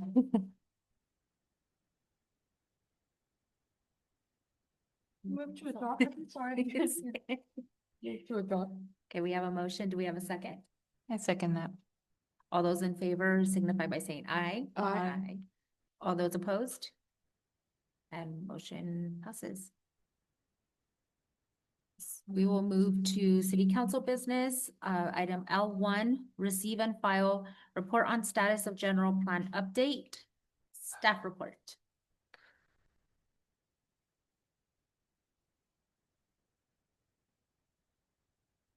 I'm just looking at Paul. So now that you've completed the housing element, which is the first element of there, is we are looking at a comprehensive general plan update, which includes all the elements. The general plan was last updated in 2005 and is a document that lasts approximately 20 years and is now up for renewal. And this is really the a full look into our city about planning for what we want to see for the next 20 years. It covers not just housing, but it covers land use, covers circulation, health and safety, parks and recreation, open space, and other elements that are something that we're invested in, such as economic development, downtown development, will include, for example, environmental justice. Number of these elements that will be into our general plan. The general plan, what forms the decisions that you will make in terms of your zoning, your land use, how big you want to grow, what type of interchanges you think we need, what kind of infrastructure improvements we're willing to make, those key decisions about our growth for the next 20 years. We've been working behind the scenes on a lot of things right now. In terms of meeting with property owners within the city that own vacant property or underutilized property. We've been talking to property owners on the edge of the city that in the past were considered potential growth sites for the city in the what is known as the sphere of influence. We've been contacting business owners. The meeting that you had just this afternoon is part of that ongoing effort. There are so many things we could talk about in the context of the general plan. It's a multi-year effort. It's something that Paul Mugen and the staff at the department have been working on significantly in terms of getting things ready for the public and doing public outreach. We've done a couple outreach events at farmers markets, at the youth summit, at other places trying to get comments. And the next step is going to be going out and having specific sessions for the community on the general plan itself. Some of those will include smaller district-based meetings at school sites that focus on issues related to those surrounding your districts, issues of potential property that may be annexed next to those districts. And really talk about all those things. I left for you in your staff report a number of items that we're looking at. Accomplishment report from what happened back in the 2005 general plan. Things that went well, things that we may have missed. For example, in 2005, when the general plan was written, I came to the city for the first time in 2006, so we just completed the general plan. We had no idea there would be any impact of the cannabis industry during that general plan cycle. We thought that there was going to be a lot of what we call the artisan agricultural visitor serving. There was a huge push to develop the wine corridor at that time. And so there was a lot of attention on wanting to build things like fruit stands and little wineries and a lot of that type of stuff that never happened. There was a huge emphasis back in 2005 on large format commercial retail, big box retail. The city had set up a lot of land for regional commercial in hopes to attract retailers such as Target and Walmart and Home Depot and Costco. Knowing at that time that online e-commerce existed, but not the idea of that building you see driving close to Salinas that's going up every day and what kind of impact that and Amazon have had on large format retail. It's been amazing. The change in habits from that. We didn't have COVID. We didn't think about what would happen during COVID. Knowing some of these things over the last 20 years, I think will strongly help us as we form the plan for the next 20 years about what are the priorities and the needs of the community and the residents. We're just giving an update today. Our team has been working hard, working on outreach. Paul, I don't know if you had anything else to add. I don't see him on here today. But we've definitely been wanting to push forward on the public outreach phase, the website, the social media materials, and really let people know that the general plan process is starting in earnest. That's kind of the update on where we are. Like as I mentioned, there'll be a number of meetings we're hoping to set up, both formal, informal, out to meet the community, also out in community places that are more accessible. Like I said, schools, looking to get out to each of like the elementary schools to have meetings, to focus on issues that are specific. There's so much I could cover about what is included in the general plan that you just can't go over it in a quick update. We will focus our attention on the land use element first, because the land use element drives everything. You know, where we're going to grow and where, more importantly, we're not going to grow. So I'm happy to answer any questions you have or comments in general, and really excited about this project moving forward. Thank you for the report. I will open this item to public comment.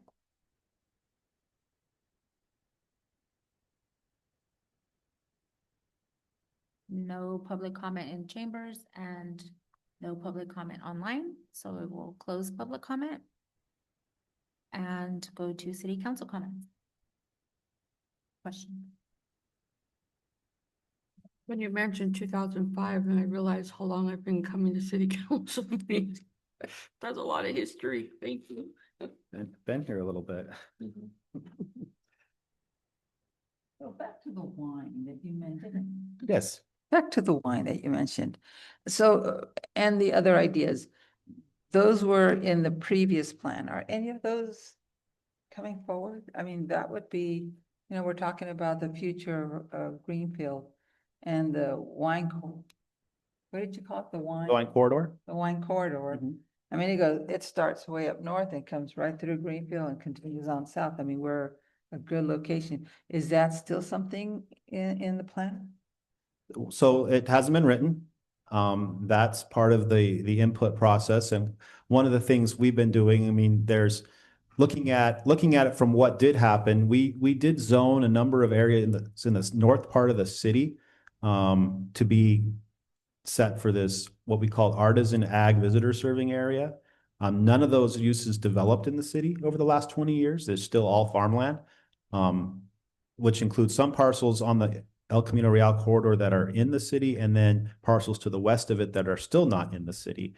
We've been communicating with as many property owners as we can on the edges to see what their interest in development is. Our preference, of course, is to infill development first where existing infrastructure exists. So complete, for example, the El Camino Real corridor, this area right here. You know, when I was here, we were anticipating a courthouse across the street. You know, and then we had a whole section devoted to what was a zoning district called professional office. This was the only building in that zone that got constructed. Does it make sense to still be dedicated only to professional office, or do we have to think of other options on how we fill this northern stretch of El Camino Real? We didn't consider at that time that there were a number of cannabis facilities that would be built, but there's still a number of vacant lots. We would rather develop those vacant lots before growing outside the city limits. But we definitely need to take all that into consideration. So back to your original question, if there's a desire still from the community and ultimately the city council level to maintain local wine services here in the city, we would still do that.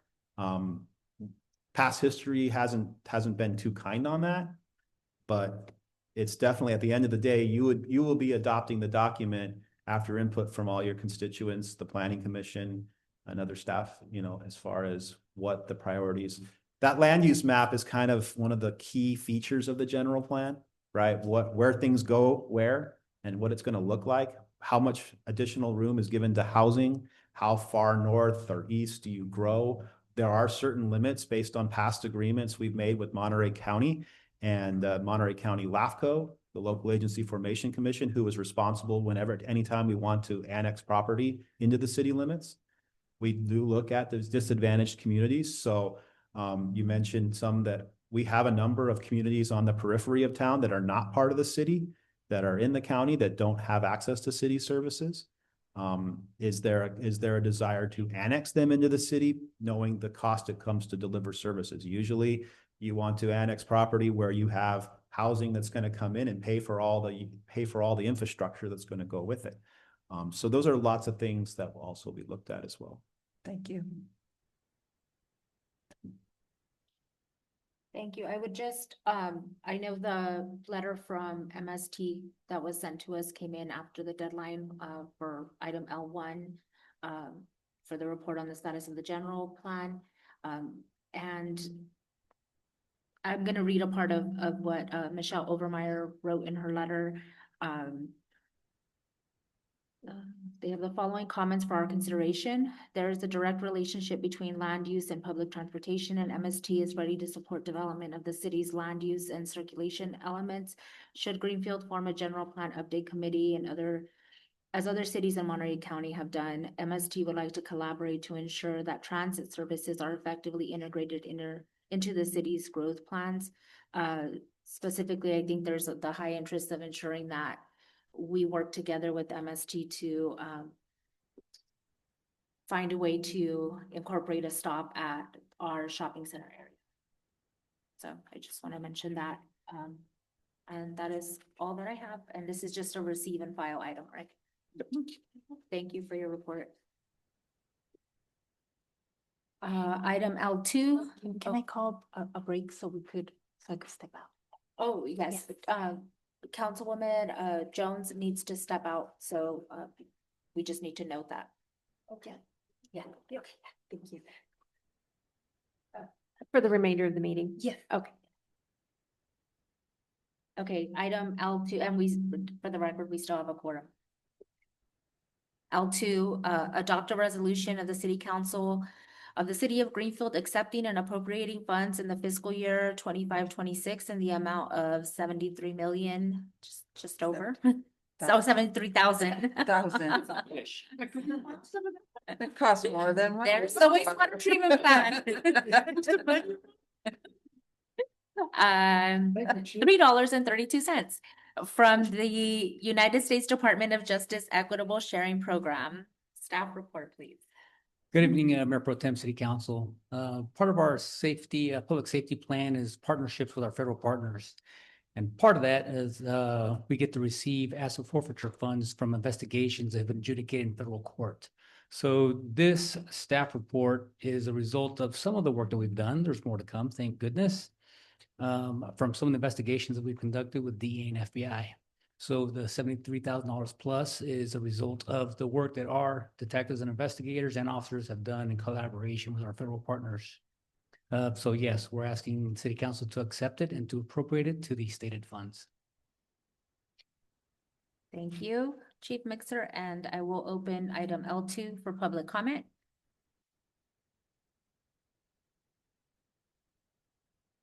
No comment in chambers and none online, so I will close public comment and open it for City Council comments, review and action. I move to approve. Second. All those in favor signify by saying aye. Aye. Opposed? Thank you. Yes. Thank you. Thank you. Item L3, adopt a resolution. Oh, sorry, what? Adopt a resolution of the City Council of the City of Greenfield awarding a purchasing contract for the Fire Command vehicle to Winter Chevrolet and transfer funds from CSA 74 fund to the Fire Command vehicle replacement account for the purchase of the Fire Command vehicle. Staff report. Yes. Thank you, Mayor Pro Tem, City Council. So the current command vehicle was a 2014 Chevy Tahoe purchased used in 2022. That's at the end of its service life. There was a second vehicle that was purchased. It was a Ford Explorer, Police Interceptor. But it does not fit the needs from the fire department, cannot fit the equipment. It's just too small. It's not working. The benefit is we can use it on the PD side since it is a Police Interceptor. So we're getting 2 for 1 here. We went out to bid. We received 4 bids. The lowest bid, it was from Winter Chevrolet. Actually, they came in about $10,000 less than the next current bid. And it's a newer truck, 2026 versus a 2025. Financial impact, none to the city. There's County Services Area 74 fund. That's a fund set up by the county. It's a 12% or $12 tax per unit. For the last 8 years, that money has been unspent, so it's accumulated in the amount of $82,298.30. So with that money, we'd be able to purchase the vehicle, upfit it as needed by our fire department, and put it to service to serve our community. So we're requesting that the city council award the purchasing contract to Winter Chevrolet and transfer the money from CSA Fund 74 to the stated fund. Thank you. Thank you. I will open item L3 up for public comment. And seeing no public comment, I will close public comment and bring it back to city council for comments, review, and action. Move to approve. Second. All those in favor signify by saying aye. Aye. Aye. All those opposed? Or did you want me to comment? Approved. Thank you. Thank you. And no physical impacts. Great. We will now move to L4. Adopt a resolution of the City Council of the City of Greenfield to display the pride flag and adopt a resolution of the City Council of the City of Greenfield to amend the City of Greenfield flag display policy. Staff report, please. Yes, at a previous city council meeting, the city council asked that they adopt a resolution that allows the city to fly the pride flag every June for the entire month of June. So that is what this resolution does. In addition, to accommodate that change or that resolution, we've also made some very minor changes to the city's flag display policy, just to make clear that an annual flying of a particular flag is permitted under the policy. Thank you. We will now open item L4 for public comment.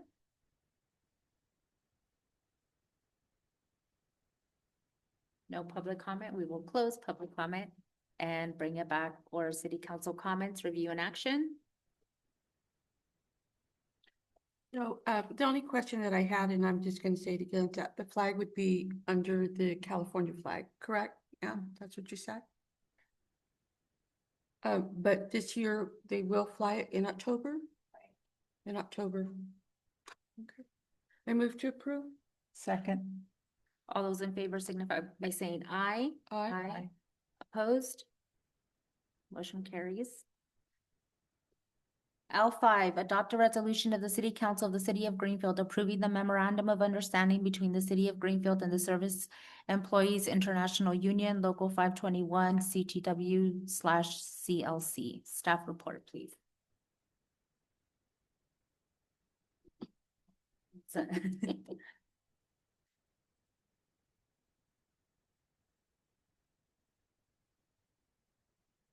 Pull up my notes in just a moment.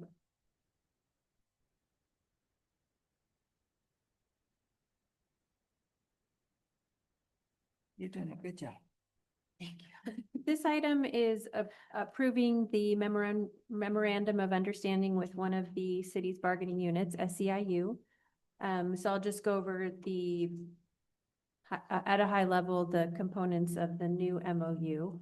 So it is a one-year agreement. It will expire on June 30th of 2026. There is an addition of a dignity and professionalism article into the MOU, and this just talks about treating one another with dignity, respect, and in a professional manner in the workplace. There has been no increase to employees' base salary, so it's a 0% increase for the one-year period. There's a longevity pay component added. So previously the city or the SEIU employees would receive a 3% one-time bonus at the end of their 10 years of service to the city. Now the new language will give the same bonus for every 10 years of service. So after 10 years, 20 years, 30 years, they'll get the 3%. There's a small change to the uniform article. So previously, field staff received 2 city caps to wear in the field, and now they'll receive 4. And then city office staff will receive a jacket once every 2 years, a city branded jacket. There's been some changes to the bereavement language. There's just additional familial relationships added to that language, different relationships that would allow you to take bereavement pay or bereavement leave.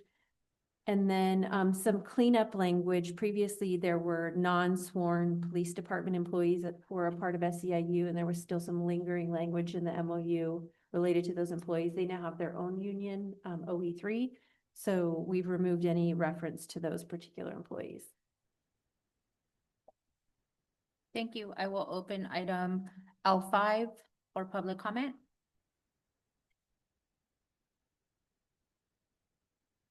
No public comment. We will close public comment and bring it back to City Council for comments, review, and action. Move to approve. I'll second. All those in favor signify by saying aye. Aye. Opposed? Motion carries. Thank you all for being here again tonight. Item L7. Adopt a resolution of the City Council of the City of Greenfield to approve 2 new full-time employment positions for the.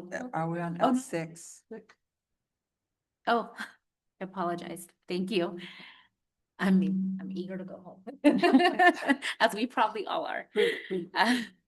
L6, adopt a resolution of the City Council of the City of Greenfield establishing positions of Parks and Recreation Director and Community Engagement Manager. Staff report, please. Thank you, Mayor Pro Tem. The item before you is really 2 recommendations of 2 actions. The first is to approve the creation of a new Parks and Rec Director position as a department head level classification, and to acknowledge and support the promotion of the current Recreation Manager, Jesus Perez, to that position. The second is to establish the, where did it go? The Community Engagement Manager, thank you, position as a department, well, it's not a department head, but representing the community engagement, and to support the promotion of the current Community Engagement Coordinator, Fabiola Lopez, to the newly established position. Related to Parks and Rec, the history is basically that the City of Greenfield has experienced significant growth in its population and community engagement, and its demand and the community's demand for high quality parks, open spaces, and recreational programming. The Recreation Division has expanded its offering for youth, adults, seniors, and also initiated capital improvements projects in our park system, such as the rec center that we've talked a lot about already today, and expanding seasonal and special events. As part of the city's long-term strategic plan and fiscal year 25-26 organizational review, we identified the need for dedicated leadership role to oversee not only the recreation services, but also long-range planning, capital improvement planning, interagency coordination, park operations, really programming, not necessarily maintenance, and grant management related to recreation. The proposed position will formalize these responsibilities at a department head level and enable stronger leadership, fiscal oversight, and alignment with our priorities.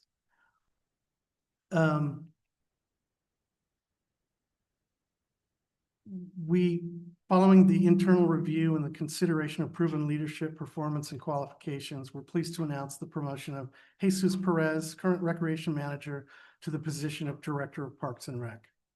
Since joining the city as Rec Manager in 2018, he's successfully expanded programming, secured external funding, and built strong community relationships.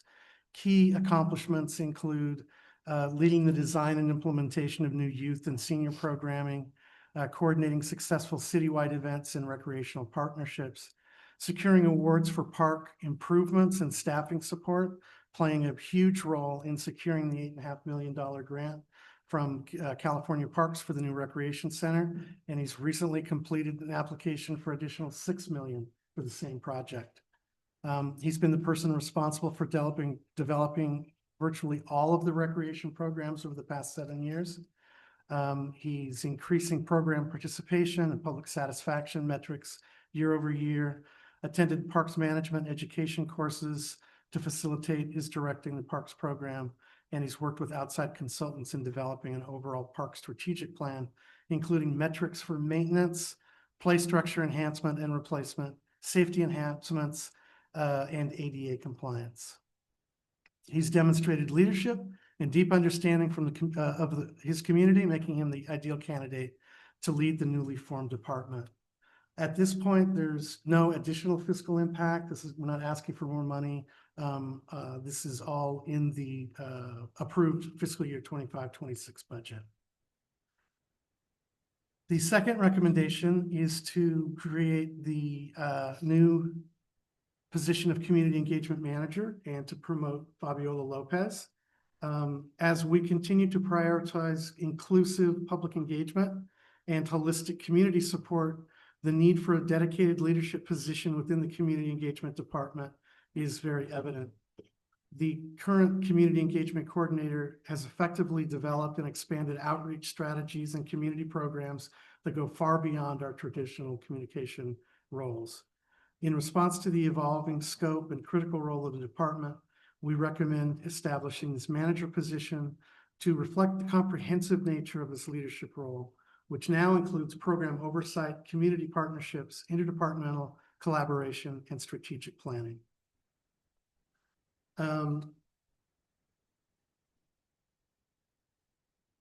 Fabiola has consistently demonstrated strong leadership, innovation, and deep commitment to community-focused service.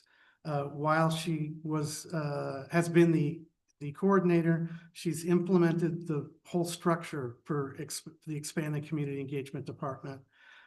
She's established an active and growing youth council, fostering civic engagement and leadership development among local youth.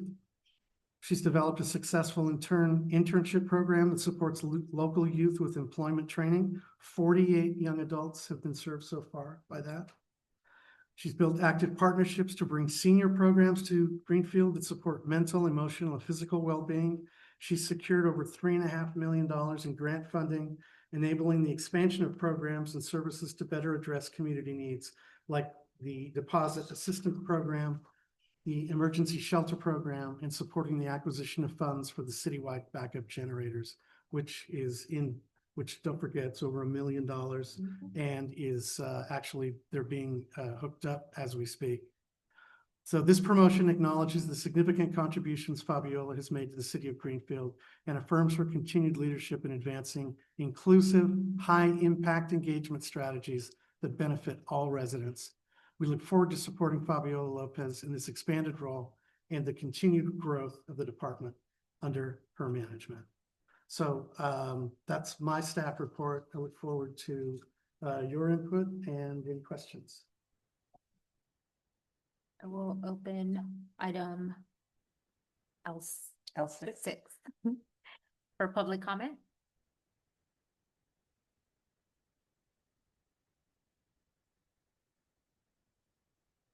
Good evening, Mayor Pro Tem, council members, county staff, city staff. Jay Donato with SEIU Local 521. Probably thought I was going to be here for the last one. But I'm here to express the frustration of the membership who, when we were here at the budget hearings, there was proposed financial takeaways. Your council stepped up and did not allow that to happen, but this apparently is already built into the budget, and that would imply that these things were already planned to happen. And it's frustrating because as much as these two have had nice, good accomplishments for the city, the rank and file are like, we work hard and we were told we had to tighten our belts, and there was nothing for us. And yet they see these people, getting increases and promotions. And I just want you all to know that I think, we'll be back in bargaining. It's a one-year contract, and this will be remembered. I represented the Court of Santa Cruz when they went on strike, probably 7-8 years ago.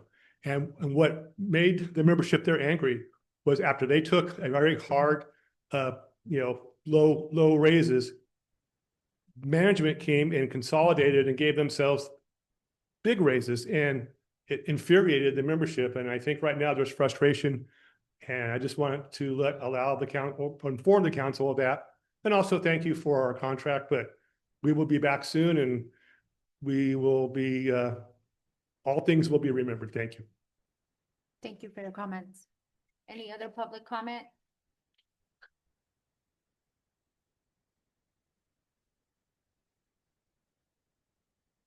Going to be hard to follow that. I just want to say about the two employees that you're advancing, outstanding employees out in the community, and support especially the recreation manager. He's always been very thoughtful about pushing forward the recreation services of the city. You know, if there, you could look back 15 years ago, there wasn't even a rec and parks department until things got moving shortly after that with the tax initiatives the city passed. And so come a long ways in a short time. But as far as the employees that you're advancing and promoting today, I support that, and thank you for the opportunity. Thank you for your comment. Any other public comment in chambers or online? Don't see any others, so we'll close public comment, bring it back to council for comments, review, and action. Ms. Mayor Pro Tem, can I make a comment? As you know, these are promotions. These are not collective bargaining agreements.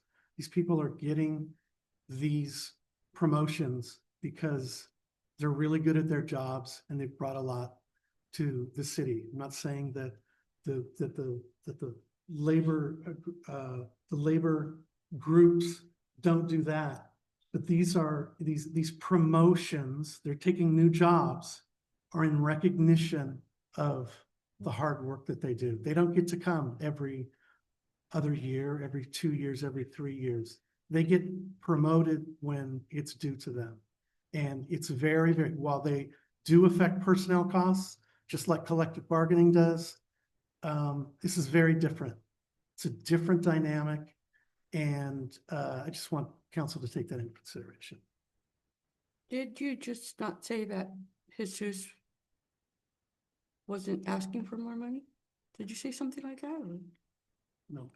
I think, are you referring to the no fiscal impact? Yeah. Oh. And that's because in your, so what that means is in the budget that you presented us, Yes. it already accounted for. Accounted for, okay. Yes, it's already counted.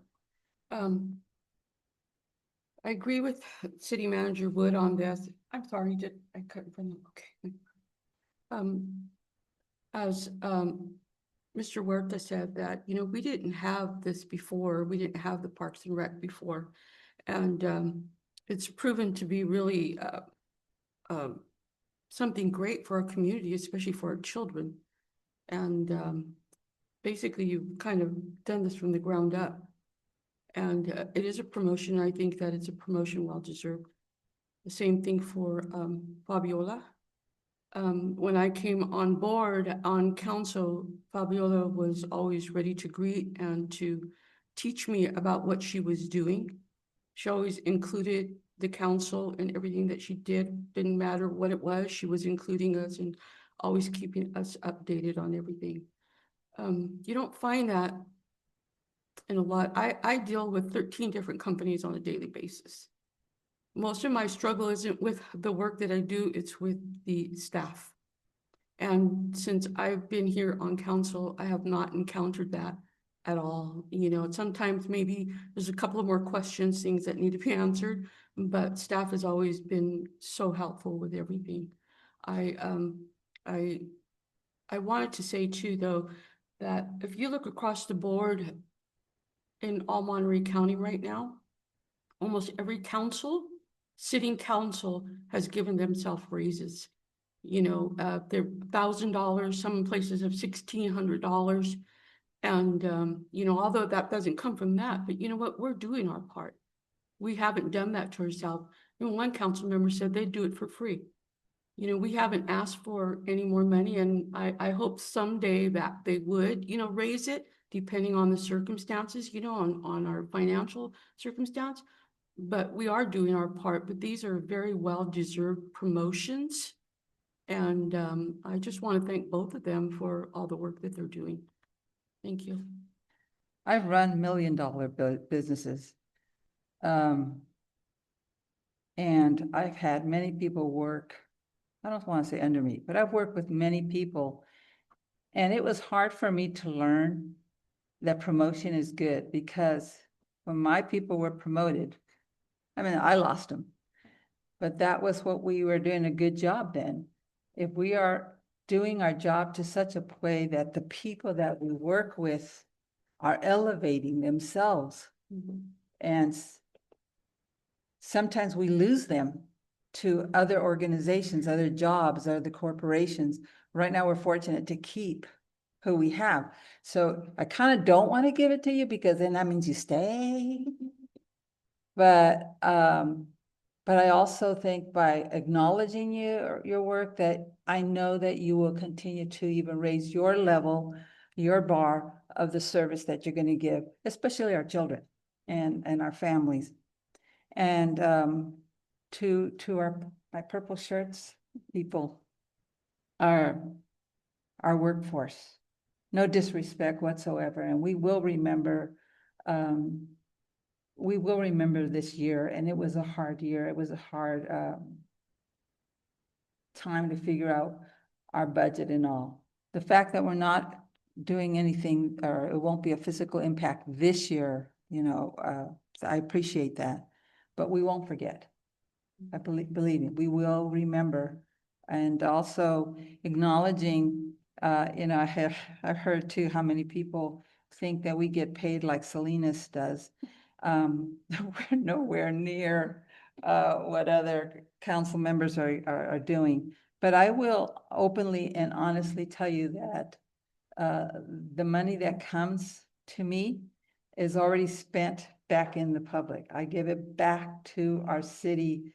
I give it to people who come knocking at my door, because even just yesterday, someone came knocking at my door and they needed to buy some food because they just paid, all their groceries and bills, and they didn't have enough money. And I said, here's a donation from the city. It isn't easy. And no, I'm on a limited income too. There's no more money coming to me. So we've asked people to cut back in our departments and all. And I just want people to know that, yeah, I would do this for free. I'm practically doing it for free. I kind of think you owe me more, because I'm giving out more than you're giving me as far as money. But as far as the honor and the pleasure of serving you, this is priceless. So I just want to thank you for the privilege of being here and working with this wonderful, wonderful council. Thank you. I have a couple of questions. I'll start with an ask, that in the future, we not have positions that haven't been approved as part of the budget, because it hadn't come to us yet. And then when it is coming to us now as an item to approve, then we can say no fiscal impact, because it was already approved in the budget before the position was even presented. So I do think that we are doing things a little backwards there, and then it misrepresents what's actually happening with the budget, because it is more towards those positions that we're paying. It's just that we already approved that higher payment before we approved the higher position. So I would request that for transparency's sake, that we don't do it backwards like that, because then I think that it is misleading to say there's no fiscal impact. There is a fiscal impact, but we already approved it without, considering the item. I also wanted to ask, because on here we have the numbers for what the new, the pay scale for each position would be. But there are no figures of what the current compensation is, or what, at least as a percentage, what is that, what is the percentage of an increase to the pay that we already approved for starting at step one and of both of these positions to what the current salary is? So that we actually do know what the fiscal impact was that we approved.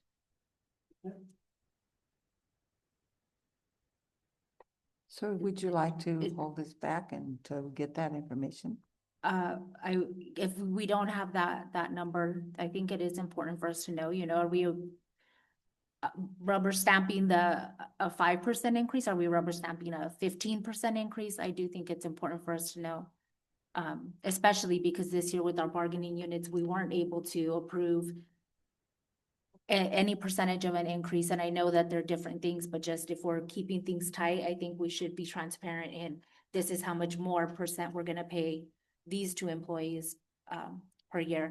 And this is not to take away anything to Fabiola and Jesus in their performance, because I agree with my fellow council members up here and Mr. Huerta, their job performance is amazing. What they've been able to produce is amazing. But what I just want to make sure that we're doing is being transparent about the process and about the actual impact to the budget for the change in the positions. I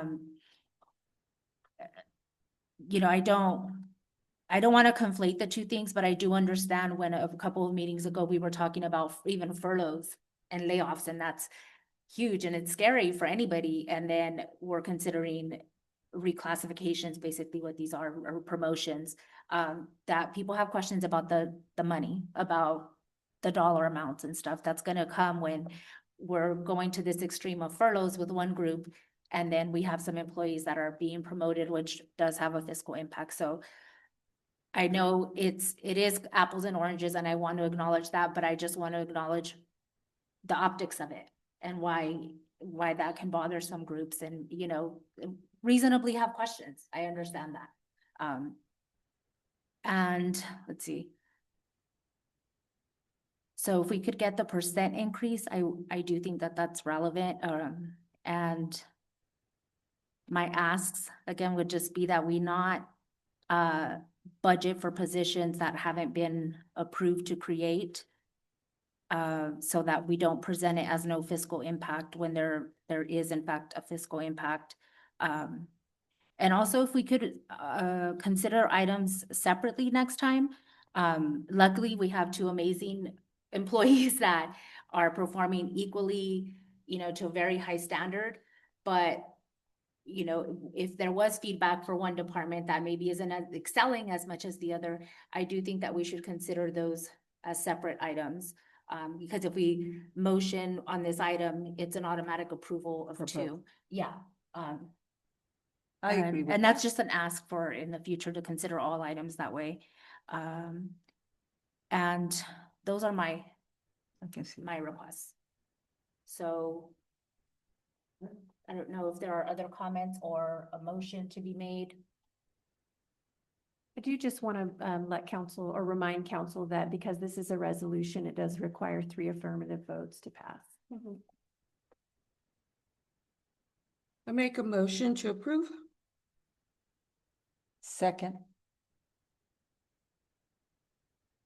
I approve. All those in favor signify by saying aye. Aye. Aye. No. My vote will be no without the additional information. So if it doesn't pass without the 3 votes, can we bring it back with just that additional information? Well, I would recommend making that motion. Move to bring the item back with the additional information. Because direction to staff requires consensus from council, not just one council member's direction. Okay, so in light of the motion to pass failing, I would like to move that we bring this item back with the additional information that I requested about with the numbers, and as 2 separate items to consider at the next meeting. Is there a second to my motion? So if there's no second, it won't come back. So just dead? Correct, because it was not approved. So second, We will allows hear us it to, again. I Yes. second the motion. Thank you. You're welcome. All those in favor signify by saying aye. Aye. Opposed? No. None. So motion passes 3-0. Yeah. Thank you for your support on that, even though I know you're on the fence but I do want to hear it back. I just want the information. Item L7, adopt a resolution of the City Council of the City of Greenfield to approve 2 new full-time employment positions for the wastewater division and a supplemental appropriation for fiscal year 25-26. Budget to fund the positions as follows: utility systems operator, 1 full-time employee, maintenance worker for the wastewater treatment plant, 1 full-time employee, and supplemental appropriation of $152,000 from the wastewater enterprise fund. Staff report, please. Good evening, Mayor Pro Tem Rodriguez and council. Before I start, I do want to point out that I do have a typo in the budget and financial impact, and I will advise you what that is when I get to that section. So the Public Works Department wastewater division is in dire need of 2 full-time employees to be added to the wastewater division. It's a 7-day week operation from 6 a.m. to 6 p.m. There are currently 4 full-time staff working these hours and rotating weekends. The current wastewater division staff is overworked and fatigued due to long days and weekends. Currently, the wastewater division, wastewater treatment plant has 5 full-time staff positions, has 2 utility system shift operators, 1 of which is vacant currently, and we are accepting applications, 2 utility system operators, and 1 maintenance worker. The request is to add 2 full-time positions immediately to assist in keeping the wastewater treatment plant functioning to the city's best abilities possible in preparation for the new MBR treatment plant when constructed. These positions are crucial to the wastewater division, is currently being supplemented by water division staff and parks and street staff, some of which are here today. And they're working on that daily in their regular rounds as well. Which in turn provides for a deficit in staffing for those divisions. If approved, the 2 new full-time position recruitments would take place immediately and have a short application window to expedite the hiring process, given applicants meet minimum qualifications of the job description. The budget and financial impact, if approved, it's not $9,000, it's supposed to say $152,000 supplemental appropriation would accommodate wages, uniforms, safety gear, and benefits for the remainder of this fiscal year. The amount would be from the sewer enterprise fund. And so the recommendation is that staff recommends that the council adopt the proposed resolution to approve the 2 full-time employment positions with the wastewater division and a supplemental appropriation of $152,000. And I'd be happy to answer any questions you might have. I'll open this item first for public comment. L7 is open for public comment. Close public comment and bring it back to City Council for comments, review, and action. Where are the funds coming from? The sewer enterprise funds. And so that would be from the ratepayers. That's what pays for it, the wastewater system. I think that we have the same, am I wrong? We have the same similar situation where it's 2 different positions. Should each one of them been approved separately? Or should each one of them been listed separately, or? I mean, we have seemed to be the same thing here. Yeah. Do we know who these 2 people are yet, or? No, we're still- this is to create the additional positions. So instead of having a total of 5 people or 5 funded positions, we would have 7. So I don't have people we have not recruited, but staff is getting worn out. With the spray field operation that we began in February, and with the authorization from the water board to be able to spray from 7 a.m. to 6 p.m. 7 days a week, we're there at 6 a.m. inspecting, starting at 7, and somebody's staying till 6. And it's 7 days a week that we're doing this with currently 4 staff. We have the water division staff is supplementing some of that weekend work, as well as parks and streets. Sal right here, he's been out there running the tractor for us sometimes. A couple of other gentlemen, along with Leo Leo's helping on our water side on the weekends as well. We just don't have enough people to staff 7 days a week, 12 hours a day. It's also going to help us bring our staff up with education, the new staff for when we do get the MBR plant, because we're going to have more staff when that comes online. So we'll be able to educate them along the way, and they'll be part of the process as well. I've heard grumblings from a few of the staff, which, first and foremost, I'll say I don't appreciate because that's not my department. So you don't bring your grumblings to me. But I do feel that you do need the staff considering where we're headed right now.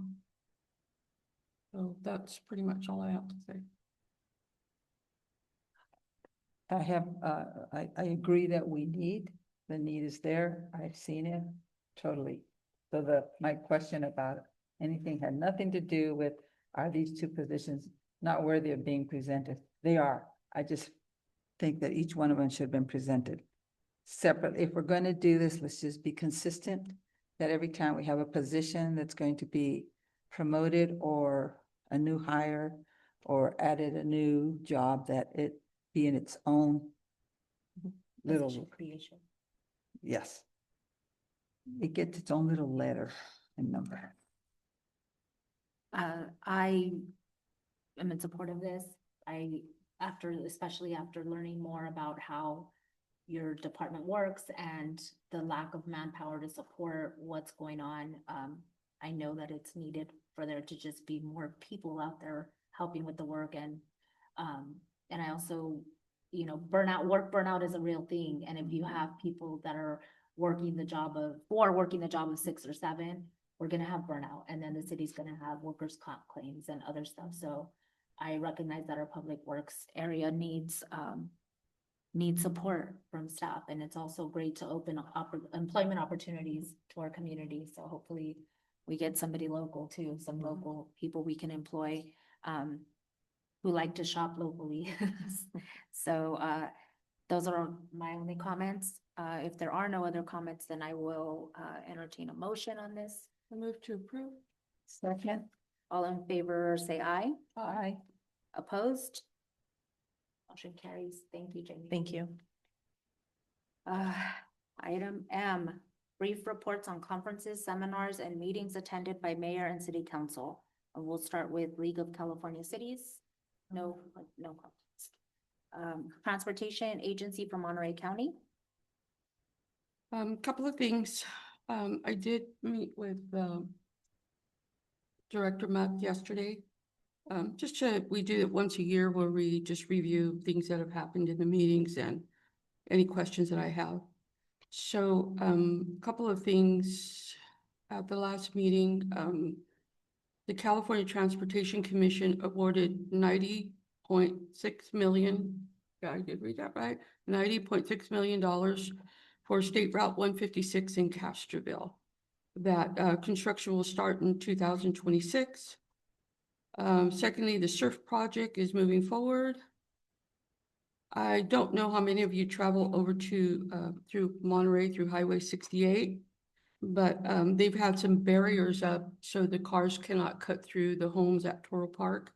It's been a pilot project, and just at the end of June, they removed the barriers, so it's going to go back again where the people are going to be driving through the neighborhood.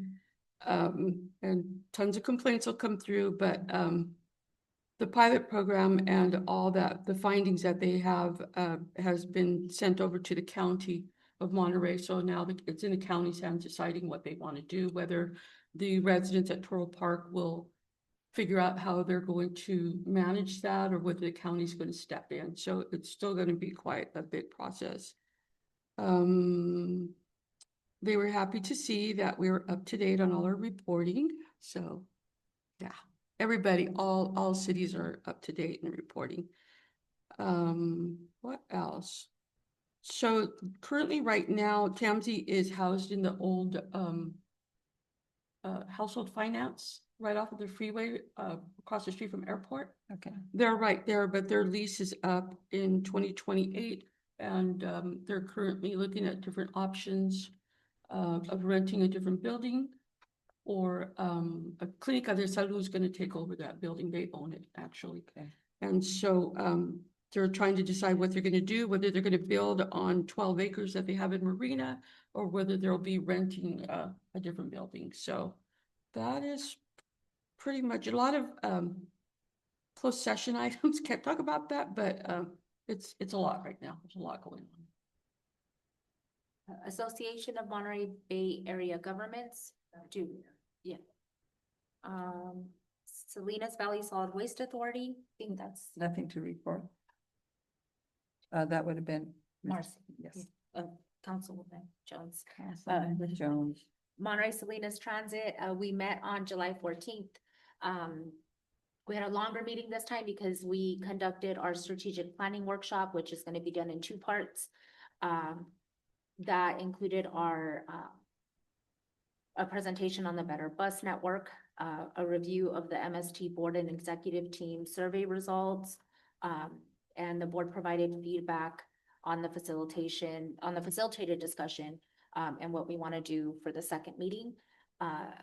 We authorized a contract for the SURF project construction, and we received an update on the South County circulators that I had asked for, but because it had just gone into effect, all they had was for the new line 33, which is the circular one, they had clocked 6 riders, but that was when we still had the on-call service, and it was for like a week, I think, of service where both were going on. So I have asked that we get a refreshed report, an updated report, now that by the time that we meet again, we'll have a couple of months of ridership data, and I'll bring that back to share with everybody.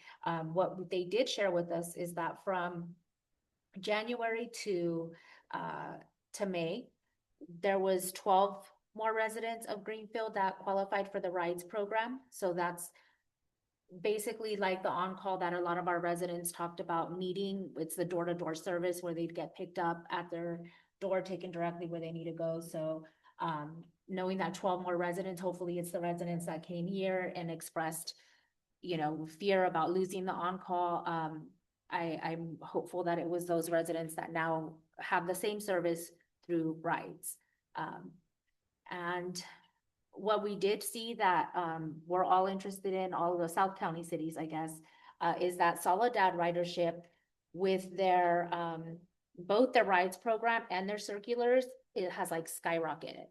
They had 20 new people qualified for the rides program, and I forget the exact figure for their ridership, but of like daily boardings is just like shot up by like 20% or something, which is a lot in that short period of time.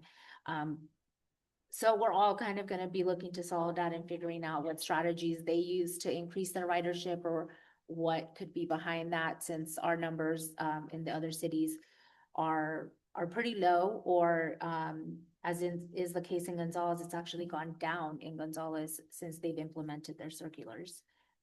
So that is the report on that. And then we authorized the purchase of 32 transit master units. We reappointed some advisory committee members. We received a presentation on the SURF project groundbreaking that took place on June 28th. And we will be meeting for part 2 of the strategy workshop on August 11th. And that is all I have to report on that. South Salinas Valley Broadband Authority. That would be Councilmember Jones. Monterey County Mayors Association, that would be Mayor White. Salinas Valley Mayors Managers Group. Do you have Did not meet, no, and Planning Commission. there was no meeting since the last one. Okay.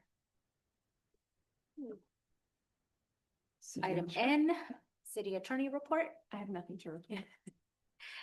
Oh, City Manager Report. Nothing to report. Those are wonderful words to hear at the end of a long night. With that, I will adjourn this meeting. Thank you.